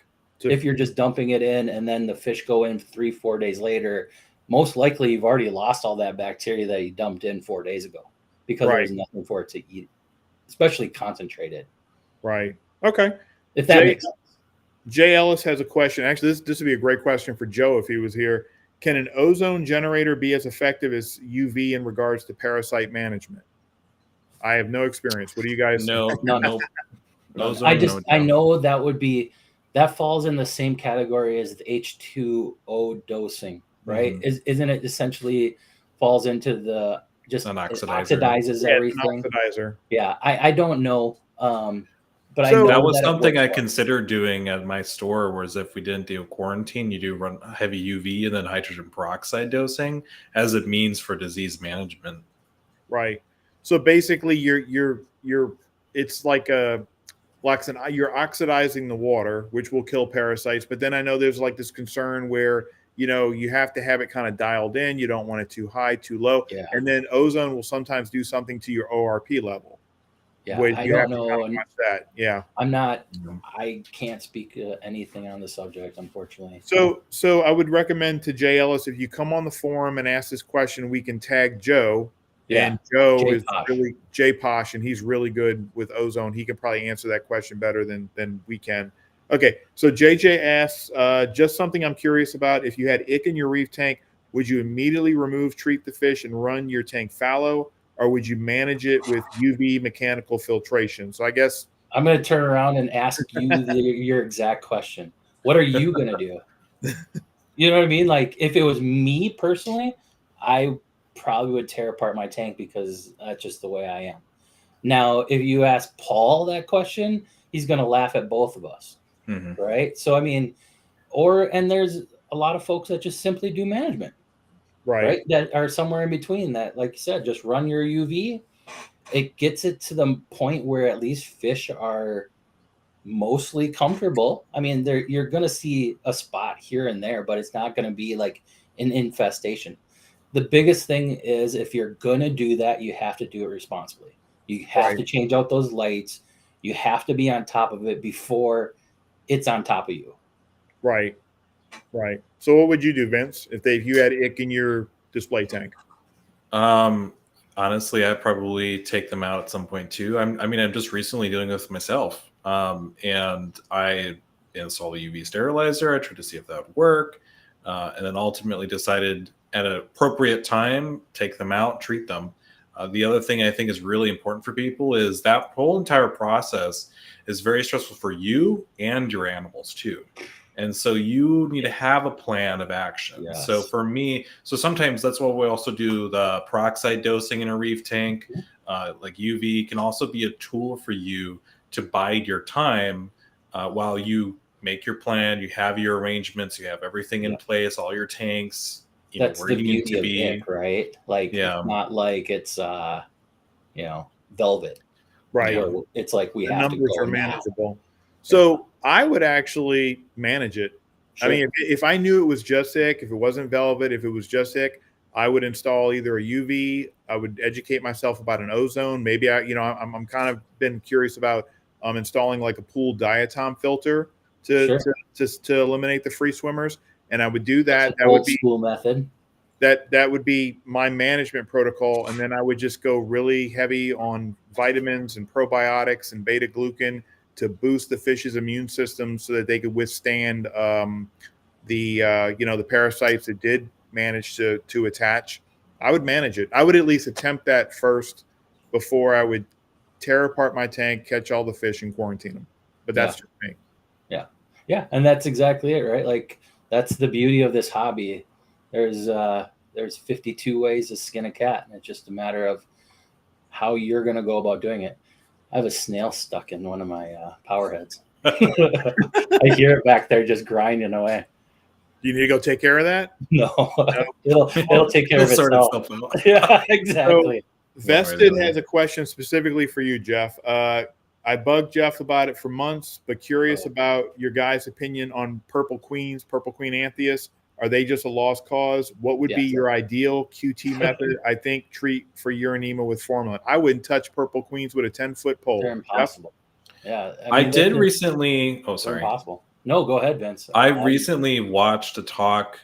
I think it's Matt Wendell. It was on High Tide Aquatics' YouTube channel, and he did a very in-depth talk about purple queen anthias and getting them to feed and conditioning that. So if you're kind of interested in that, I would go look at that video. You have to, if that has to be the fish that you're doing, right? Like, and you have to be prepared to lose 75% of them. Right. That's just the sad part of it, right? Like they just don't do well. Like, I don't know how to say it. And it's not because of copper, and it's not because of the medications. We don't have the right food to get them going enough to make them thrive. Right. Like we can with almost everything else. It seems like them and the tiger queens seem to kind of fall into the same category of getting them to eat is virtually impossible. Yep. All those little anthias, I just call them those like the Smith's Venezi's and they're a pain in the ass, because what they do is they go into a corner of the quarantine tank and they just sort of huddle together. You can try feeding them. I mean, I've had some success with what is that stuff? The Calanus, the frozen pods. You can try feeding that. Sometimes they eat, sometimes they don't. They seem to actually fight amongst each other and kill each other off, because the males and females and all that. And they're it's not like quarantining a Leartail or a Bimax or anything like that. They are a pain in the ass. Yep, they are one of the most miserable fish. I put them right next to leopard wrasse. For me personally, leopard wrasses are my kryptonite fish. See, I actually had pretty good success with leopard wrasses, but those little small anthias, I hated them. Don't ask me for purple queens or leopard wrasses, because I just go ask Adam over at Ocean to Ocean. Or go ask Elliot at Marine Collectors. I don't know what else to say at this point. Right. I've tried 30 of those purples, and I'm yet to have anything worth talking about with them. And the tiger queens, I've gotten 3 out of probably 30, I think, through. Wow. So they're just, I don't know. It's just not really a fish that's easily. And and it's a reason that you don't see them, right? Like you might see them, for sale, but you don't see them in people's tanks. Yeah, I don't even rarely see them. I mean, you will sometimes, but it's very rarely. Like you don't go into somebody's house and go like over to their and they're readily available. Yeah, And they're I yeah, mean, we can get them all the time. They're available all the time. You just don't see them alive in people's tanks. Makes you wonder. Okay, so I don't see any more questions in the live chat, but we'll leave that open for right now. So anybody because we still have, looks like 28 people watching. If you're in the live chat and you want to ask a question, because we're going to be wrapping this up pretty shortly, go ahead and post your question in the live chat. We'll come back to that in just a few minutes. There was some other questions from the gentleman in the UK I wanted to get to really quickly. Okay, so he also asked about thoughts on dipping corals to remove pests. Is it also damaging other organisms needed in the coral's own biotype? If so, what would be the best dips to use or ones to stay away from for coral dips? What do you guys think about that?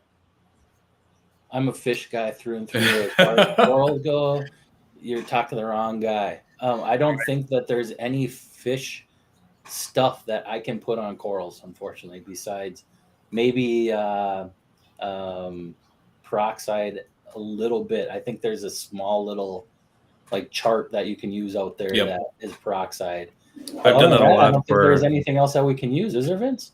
As far as like specifically, I mean, there's different kinds. Oh, fish disease. Yeah, trying to kill fish disease off a coral. Oh, I don't think so. That's impossible. It takes 60 ppm chlorine bleach 24 hours to kill ictomos. There's no coral dip that's going to even come close to That's what I'm saying. Right? Like there's nothing.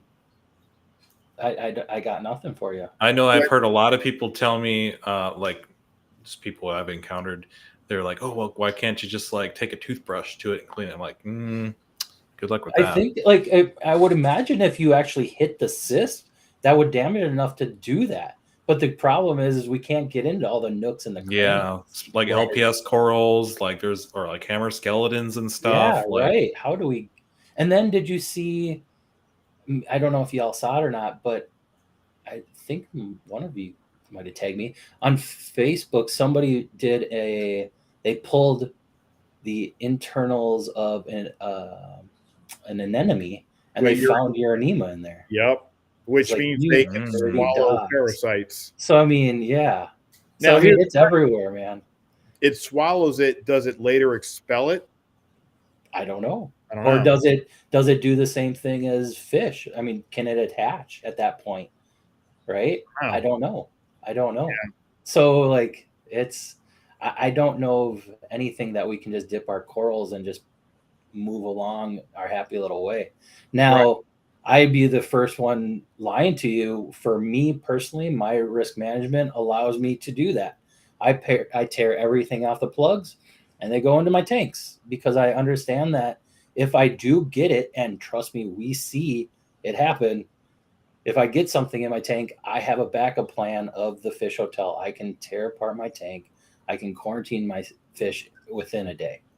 So to me, coral QT, for me personally, I don't do, but I do dip them for just coral issues, right? But not for fish issues.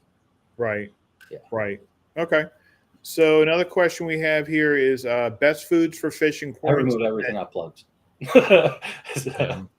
Best foods for fish in quarantine that won't pollute the water but gets the best nutrition into the wild caught fish under a stressful situation of QT. So what do you think are the best foods to use for fish in quarantine?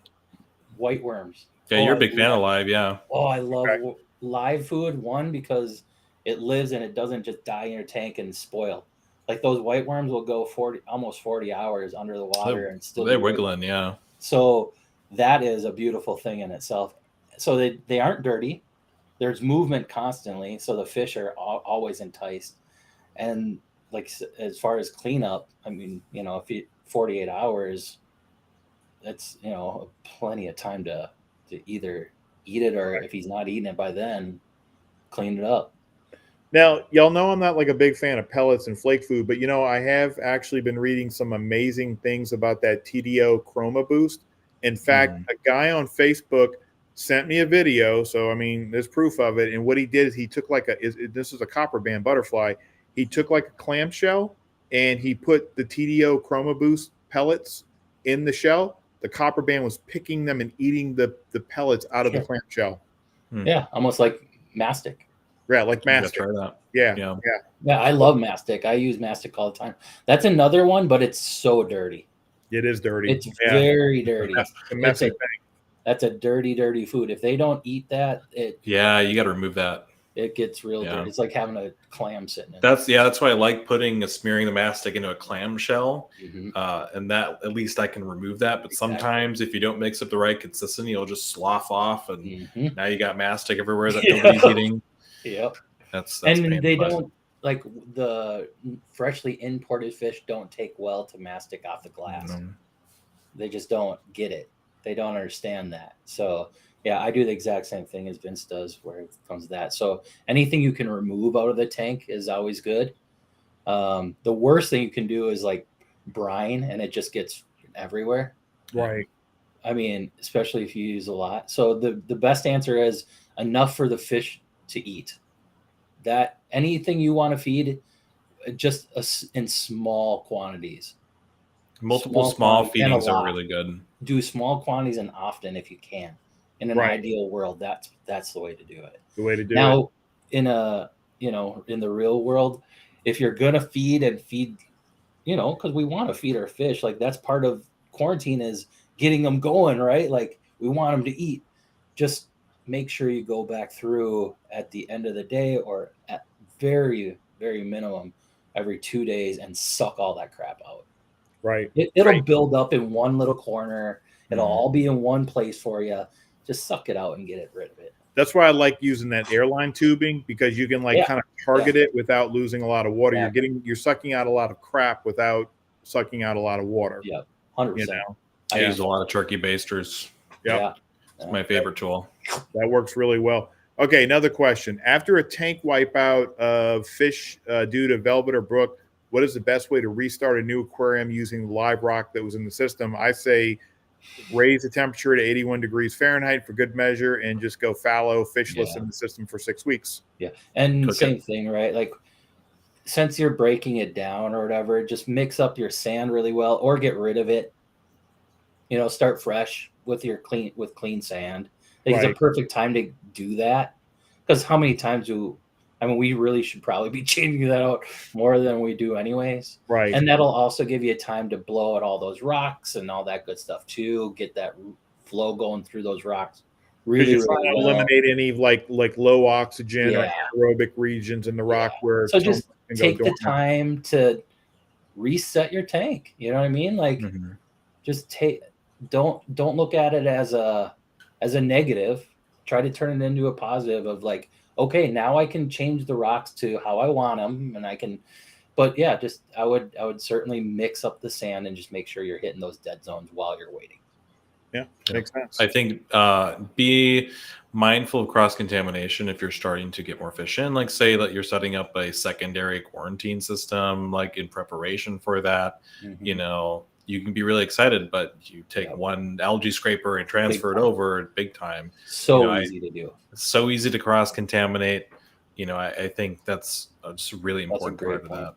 Right. Exactly. Okay. Good stuff, guys. Okay.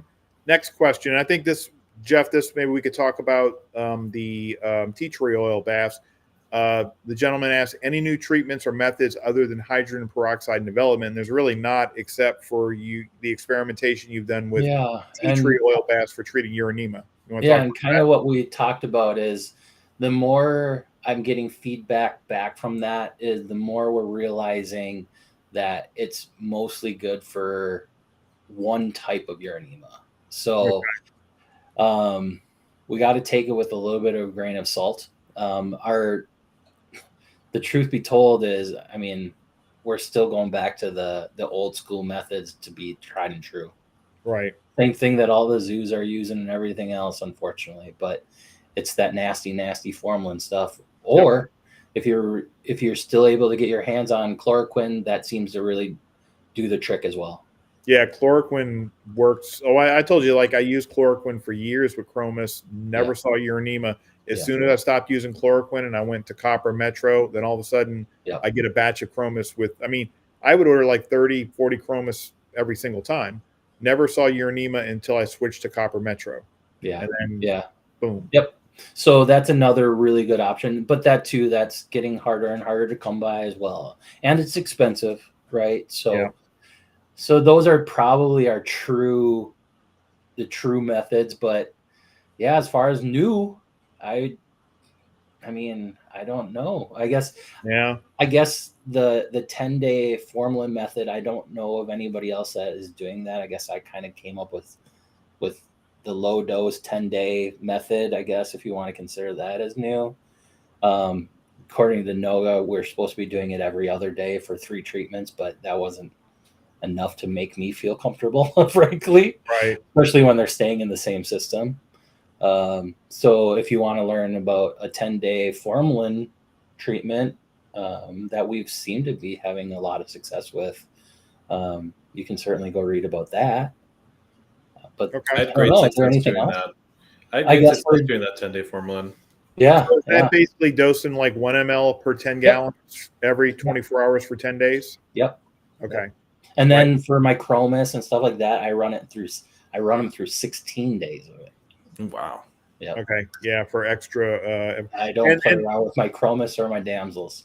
And just so people know, people are like, where do I get formalin from? You could buy it on Amazon. I mean, it's not that expensive. You can buy it on Amazon. We have links. It's just really, it's just not good stuff, folks. So if you're going to use it, you have to respect it. You have to use it with caution.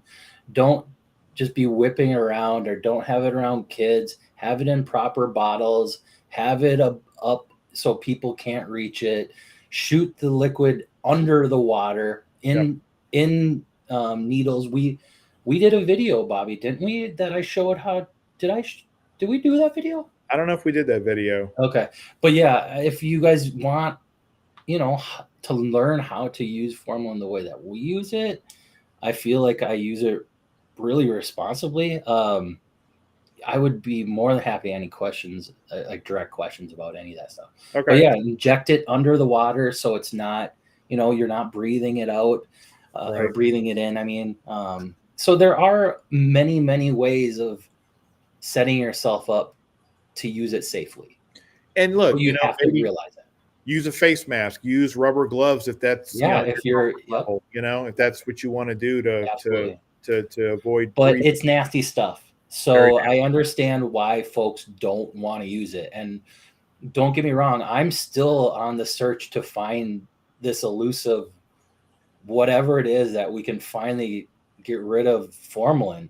Right. But unfortunately, until then, I can't send fish with Uronema off to folks' tanks. Like, I don't want to kill Vince's, tank behind him. I just don't. Like, that doesn't.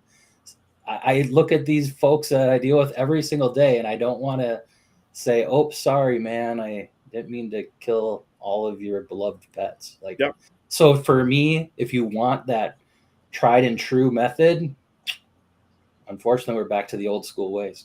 Right, formalin being it. Okay. Thoughts on reef safe treatments for the above diseases? So I guess he's asking about reef safe treatments for. Are there any? Anything? Medril, maybe. Prazi? Yeah. Well, I guess, Prazi. Prazi Pro is reef safe for flukes. We have seen Metro is kind of quasi reef safe for Brooklynella and Uronema, maybe. Yeah.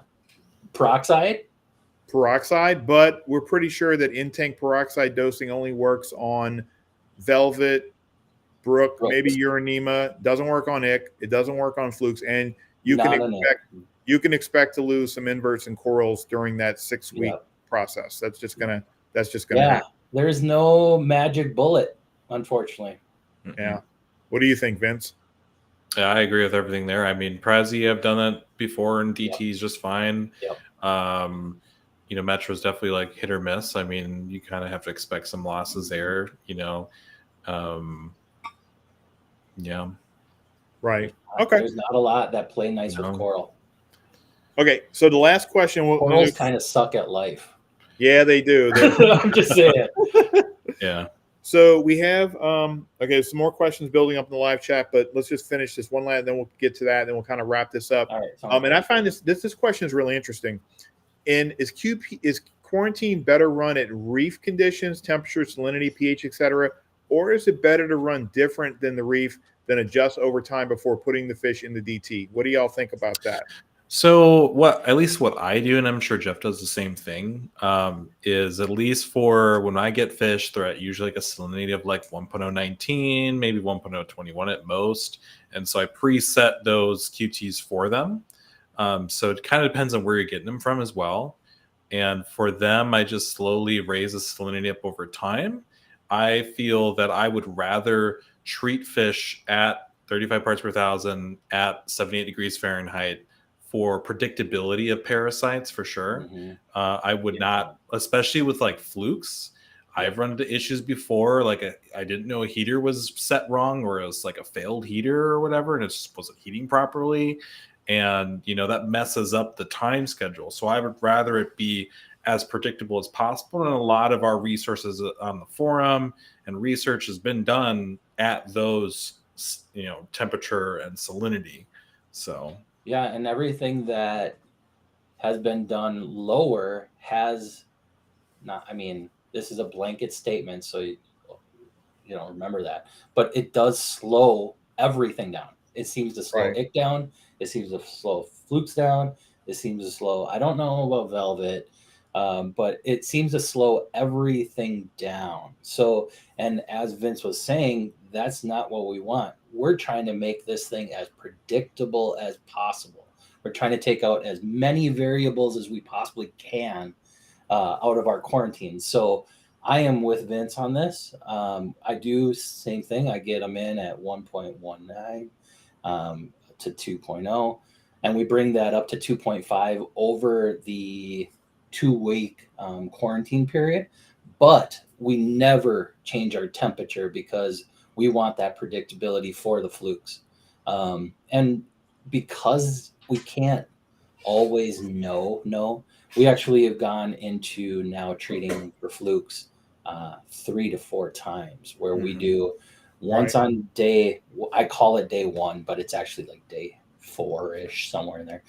We do it on day 1, day 5, and then again on day 7. So they get hit 3 times just for that reason, because my salinity is changing. I don't know 100% per those calculators when those flukes are really going to hatch. So that's why we do it even a little bit more than, than I guess what like we it's usually recommend. 5 to 7 days apart if you're doing it like it. 2 times. And kind of like you're saying, like the thing is, by keeping it more like at reef-like temperatures, we'll just say 78 to 80 degrees Fahrenheit. It makes ick and velvet especially more predictable. It makes the life cycle predictable, so we can more confidently say, especially if you're doing the 14-day transfer method, then you're confident that ick or velvet is still not going to be on the fish after 2 weeks, because you're going more than double what the longest study ever said. Where if you're quarantining at 72, 73, 74 degrees, who knows? Maybe ick or velvet fish can longer.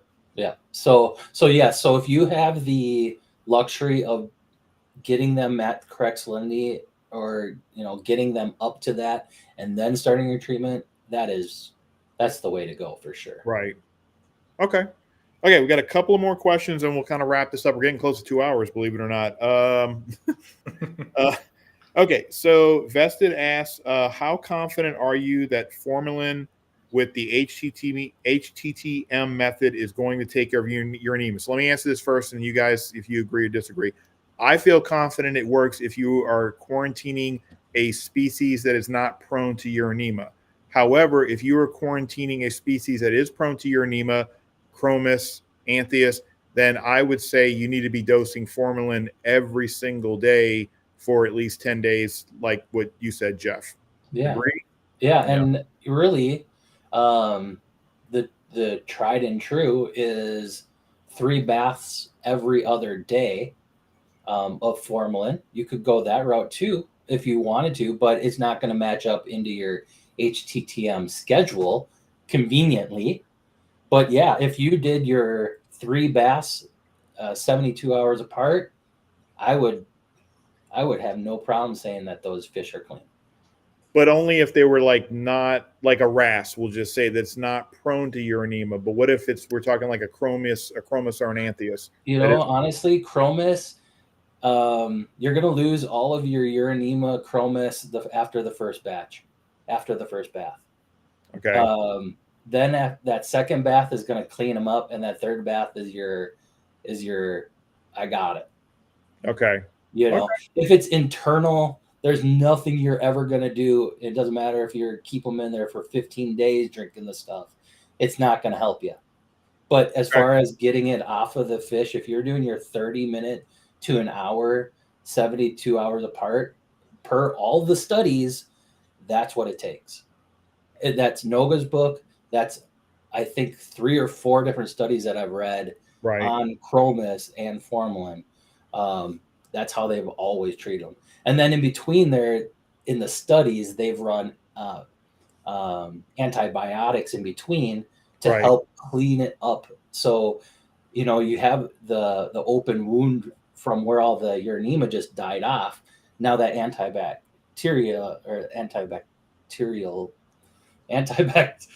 oh my gosh, I'm losing my mind here. Yeah, the antibiotics. There it is. Antibiotics are going to jump in there and clean that up. Methylene blue or nitrofurazone used to treat the secondary bacterial infection from the urine. And that's going to clean up the aftermath, right? You know, so then it seals them shut, and once they're sealed back shut, uronema's got nowhere to get in, and when there's nowhere for uronema to get in, you're good to go. And you're doing your transfers. You're transferring them out of those tanks.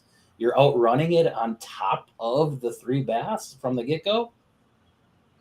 So you would do, because normally hybrid tank transfer method is 2 peroxide or formalin baths 6 days apart. But you're saying maybe it'd be better to do 3 formalin baths. Yeah, you're going to have to go by that schedule. That's what I'm saying. It's not going to be 72 hour, do 3 baths. Yeah, it's not going to fit in nice and clean by any means, unfortunately for you. But that's what, that's where I would be. Vince, what do you think?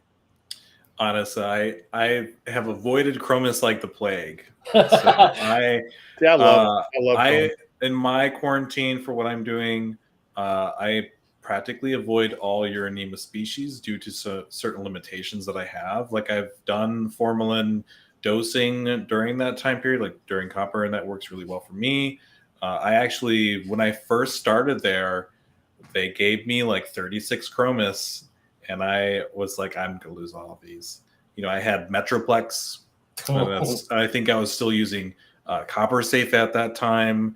And I think I had to make it through anything of that, you know. And I think I remember talking with Joe and you, Jeff, about like the Melafixes during that time. It was still kind of experimental, and I performed it on certain tanks and stuff, and I had good success with that.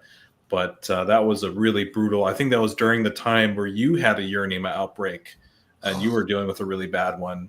I've had 3 really bad uronema outbreaks in the clean room, like over the 5 years. Mm-hmm. Oh, yuck. Yeah, and chromis are that. I'm just 5 years into this, just starting to get into chromis and starting to mess around with treatment options and how I go about doing it. And like I said, I do 16 days of the formalin in the tank. And then I do a bath on the way out.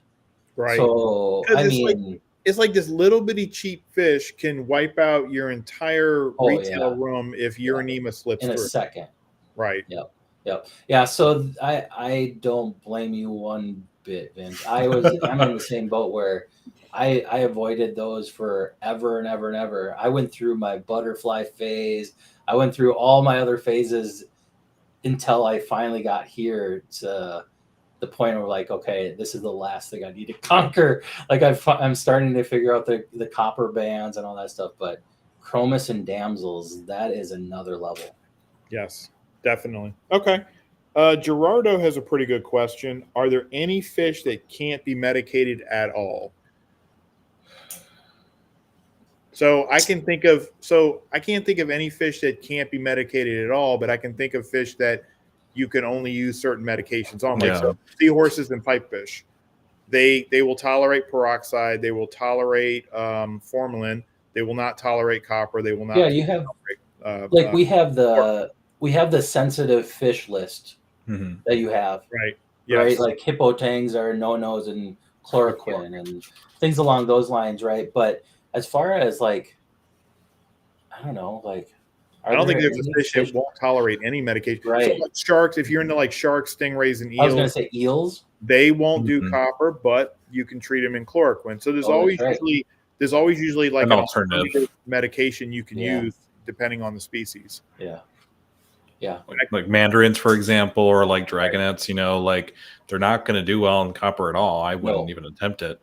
And feeding them as well, that's a little bit of a challenge in like that kind of environment. But like HTTM is a great option. That's how we do all of those.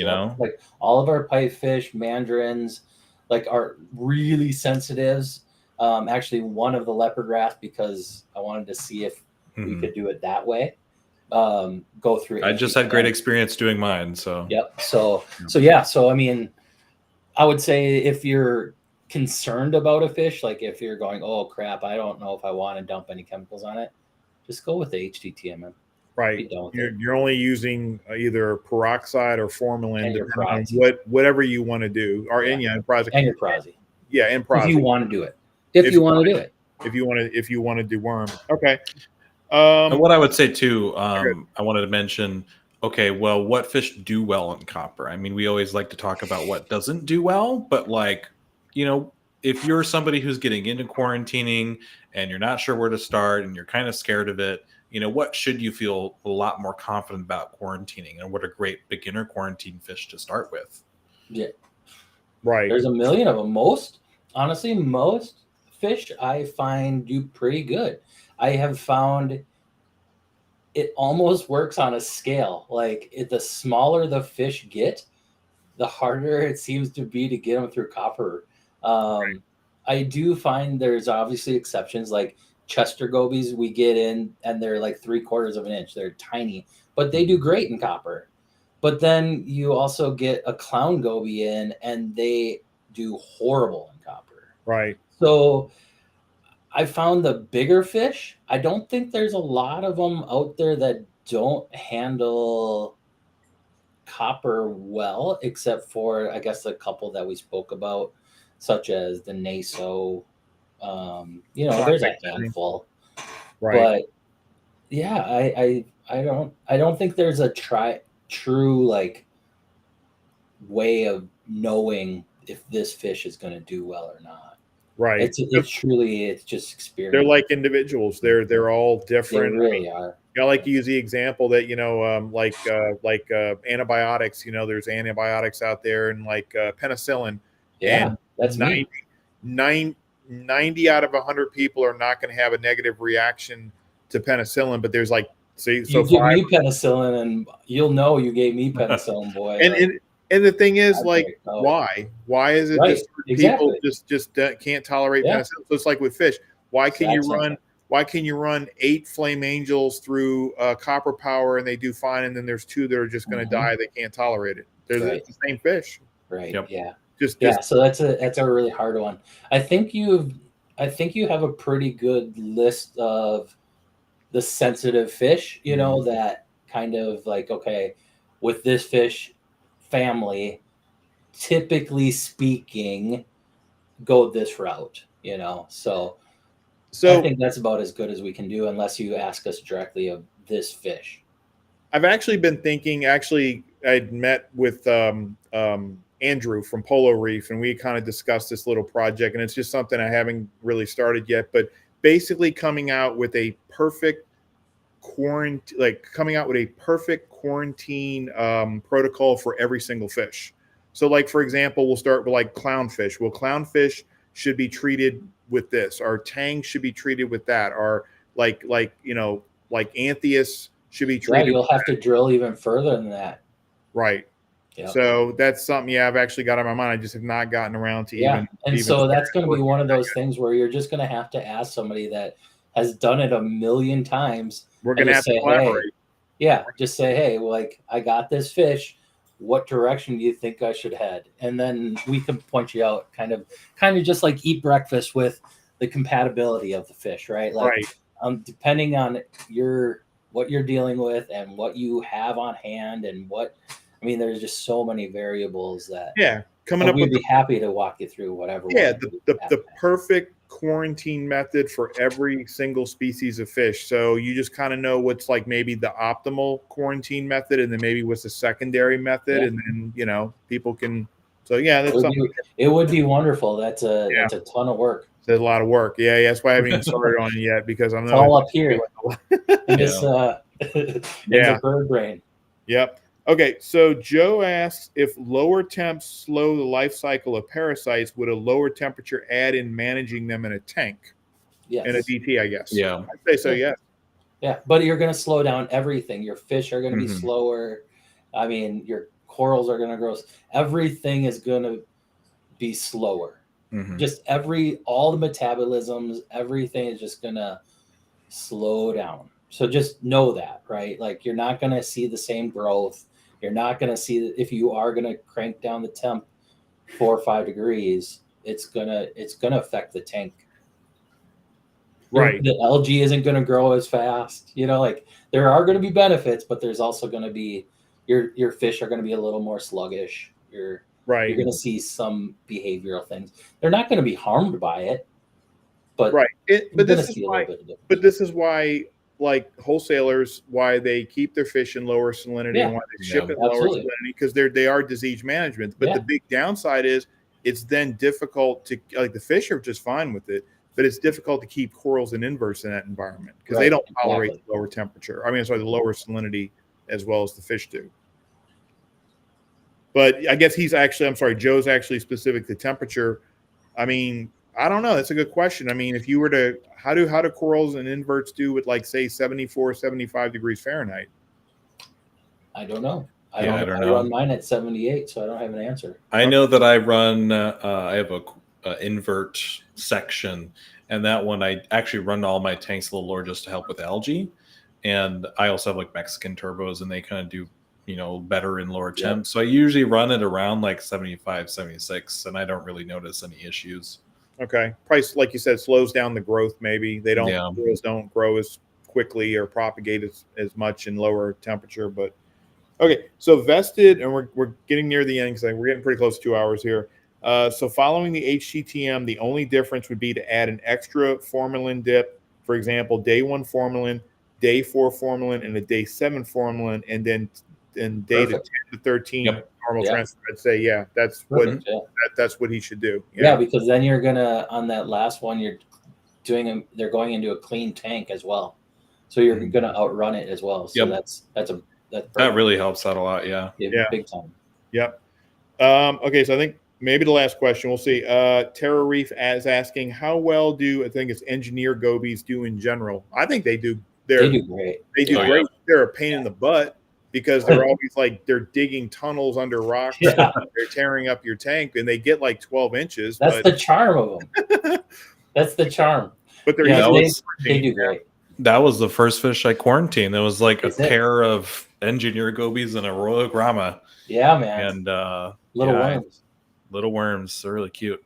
They are super cute when they're little. They grow extremely fast. Like, we'll get them in. They're just little worms, and by the time we're sending them out, they're already starting to get their colors. They grow. Yeah, they're a cool little fish. Fast. Yeah, but they're really cool. Have like a little tandem, of them. Yep, they do so good as a tandem. Yeah, and I would also say another one, if you like those, is the I know the blue spot jawfish can be difficult to quarantine, but the pearly jawfish are really cool, and they're little diggers. And which one is the cooler water species of them? Blue spot. That's the blue spot. Okay, those are more difficult. So just avoid those. But you can get the pearlies, which are like the white ones, the white and yellow ones. They're actually from the Caribbean, and they're actually a lot easier to quarantine, and they're easier. I get the bally jawfish as well. Those are very cool. They're jawfish are cool, man. I love jawfish. Big fan of jawfish. Jumpers. You make sure they're going to find that hole in the corner of your tank that you forgot about. Sure will. Yep. Okay. Okay, well, it doesn't look like we have any more questions. We've been doing this for about 2 hours, so I know you guys need to, need to head to bed and all that. But I want to thank you both for joining me. This has been great. I just tell everybody, if you want to talk more to Vince Loves Fish or Dirk's Jeff, just come on the forum, humble.fish. They're both fish disease experts on the forum, and we'll answer your questions as best we can. And humble.fish is not only a place to get fish disease and treatment info, but we're kind of a well-rounded reef forum now. So you can post your build thread, you can ask questions about corals and pests and everything else. And we also have other vendors on the forum. I also want to point out Jeff Dirks is one of our quarantine fish vendors. He sells fully quarantine conditioned fish. His website is why can't I remember this? Is FisHotel.com. FisHotel.com. Or you can just come on the forum, and he's got a whole section on the forum where he takes special requests. It's kind of cool because you can go on the forum and he'll like walk you through the whole thing. I'm gonna place the order. Here's everything that's available. Yeah, right now I think we're in middle of an Africa order. Mm-hmm. That was the last one, and we got a lot of cool fish. We got I want to say 115 fish out of the 140 that we ordered or something like that. So yeah, you're welcome to come on in, place orders, or just hang out. I'm constantly posting pictures of fish, and just I'm on there often. So yeah, he's an awesome guy. Great source of fish. There's this fish right behind me that just came from his last little copper band back there. Little copper band. Yeah, you got a copper band. Day one. Jeff. What's that? So there you go. If you're looking, anybody out there, you're looking for a copper band butterfly, Jeff is the man to see. And right there, Vince Loves Fish has got one of his copper bands right. I can see it right there behind you. Yeah, I love butterfly. Like I'm a sucker for butterfly fish. Oh yeah. I love butterfly fish, man. So copper bands were on my I gotta figure it out list for a long time, and it seems like we're slowly cracking that code. So it's good. It's good. Yeah, because that is a very difficult fish to quarantine, especially someone that's not, experienced with, especially the whole feeding thing. Because I was gonna say, once you get them going, they do okay. I'll wrap it up with here. But if you are doing a copper band, just try not to move them at all. Like HCTM with a copper band is the worst thing you can do to them. You want a copper band to get in, settle in, move one time, and that's it. Right. So I'll leave you with that. I know that the big thing with them is finding their starter food, because every specimen has a different starter food that they'll eat. Some are worms, some are clams, some are They don't like to move though either. I'm telling you, it seems like the moment they get shifted into a different tank, a different environment, they will go on that hunger strike like that. Right. So, and that's the last thing you want with one of those. That's the last thing you want. Right. So, yeah. Right. But yeah, anything you guys want, anything you guys have, if you guys got questions, hit me or Vince up. Like I said, we're available anytime. We do sleep once in a while. So if you don't get us, I would imagine one of us will be on there within a couple hours. Typically you'll have And we have other fish disease experts. We have other fish disease medics. So if you post a question, somebody will get to it. I mean, I know I'm usually after I make breakfast in the morning, I usually jump on the forum and I check to see what I can do. And then I try sometimes in the evening as I'm my wife's watching TV or something, I'll jump on the forum. So somebody's always on the forum to help out. And we're just trying to help you just be the best you can be in this hobby. So, yeah, just trying to save as many fishies as we can, right? The better that we do, the better we look, and the better we look, the more justifications we have to fight against all this craziness that we're seeing. Like people that are claiming that 90% of the fish that we're taking in are dying before they get to folks, and nonsense like that. And I have all the numbers to prove all that is baloney. We're seeing about 80 to 85% of every fish that come in are getting into a tank. So if we can show that you can do things right, we're just hoping that more people will take the lead and say, okay, well, maybe there is a good way of doing this, because it's the Wild West right now. And Right. we need to button it up just like all the reptile folks did on their side.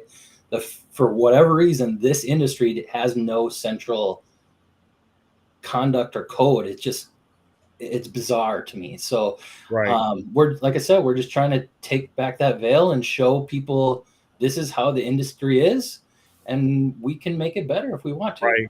Yeah, we're trying to change it. Instead of, these fish being disposable commodities, we're trying to, like, saying, hey, we need to treat these fish the same way as a pet dog or pet cat. Absolutely. And you want it to live in under your care for as long as possible. It's natural life. Some of these fish will live 20 plus years. Yep. So yeah, and if that means buying them from me, great, I'll do the work for you. But if you're not buying them from me, I don't care. We'll get you through the quarantine so you can do it and you can put that fish in, right? Like, it's not about making more profits. I'm as busy as I can possibly be. What I want to get that number up, so we're, like I said, getting 80% of fish into our tanks, so we can say, hey, we're not the destructive ones here. Right. We're the responsible ones. We're the responsible ones. Exactly. We're in a hobby we can feel proud of. Yeah, that's exactly right. And I think it's fantastic too that it's like right now you're just filling people's custom orders, and so it's going, they're not just sitting in tanks. No. You go to some stores and there may be a fish that's sitting there forever. Yeah, like 1-2 years. Dragon wrasse that got unfortunately put in the bag. Yeah. That nobody wants, that gets to 1.5 feet. Stuff like that. So yeah, there isn't any of that. And if there is, luckily we have enough members that somebody wants them and has a big enough tank to take them, and I'll just give them away just to get them into a good tank. So yeah, man, just come join the family and we'll take care of you. Yep. Okay. All right. Good stuff, guys. Want to thank you for joining me, and I think it's been pretty successful. I think we should do this again sometime. And I want to thank everybody for posting questions and comments. There's a lot of just comments here in the live chat, but I really don't have time to read them all. But I want to thank everyone for participating and for joining us today. And we'll see you on the forum. Sounds great. All right. Yeah, thanks, guys.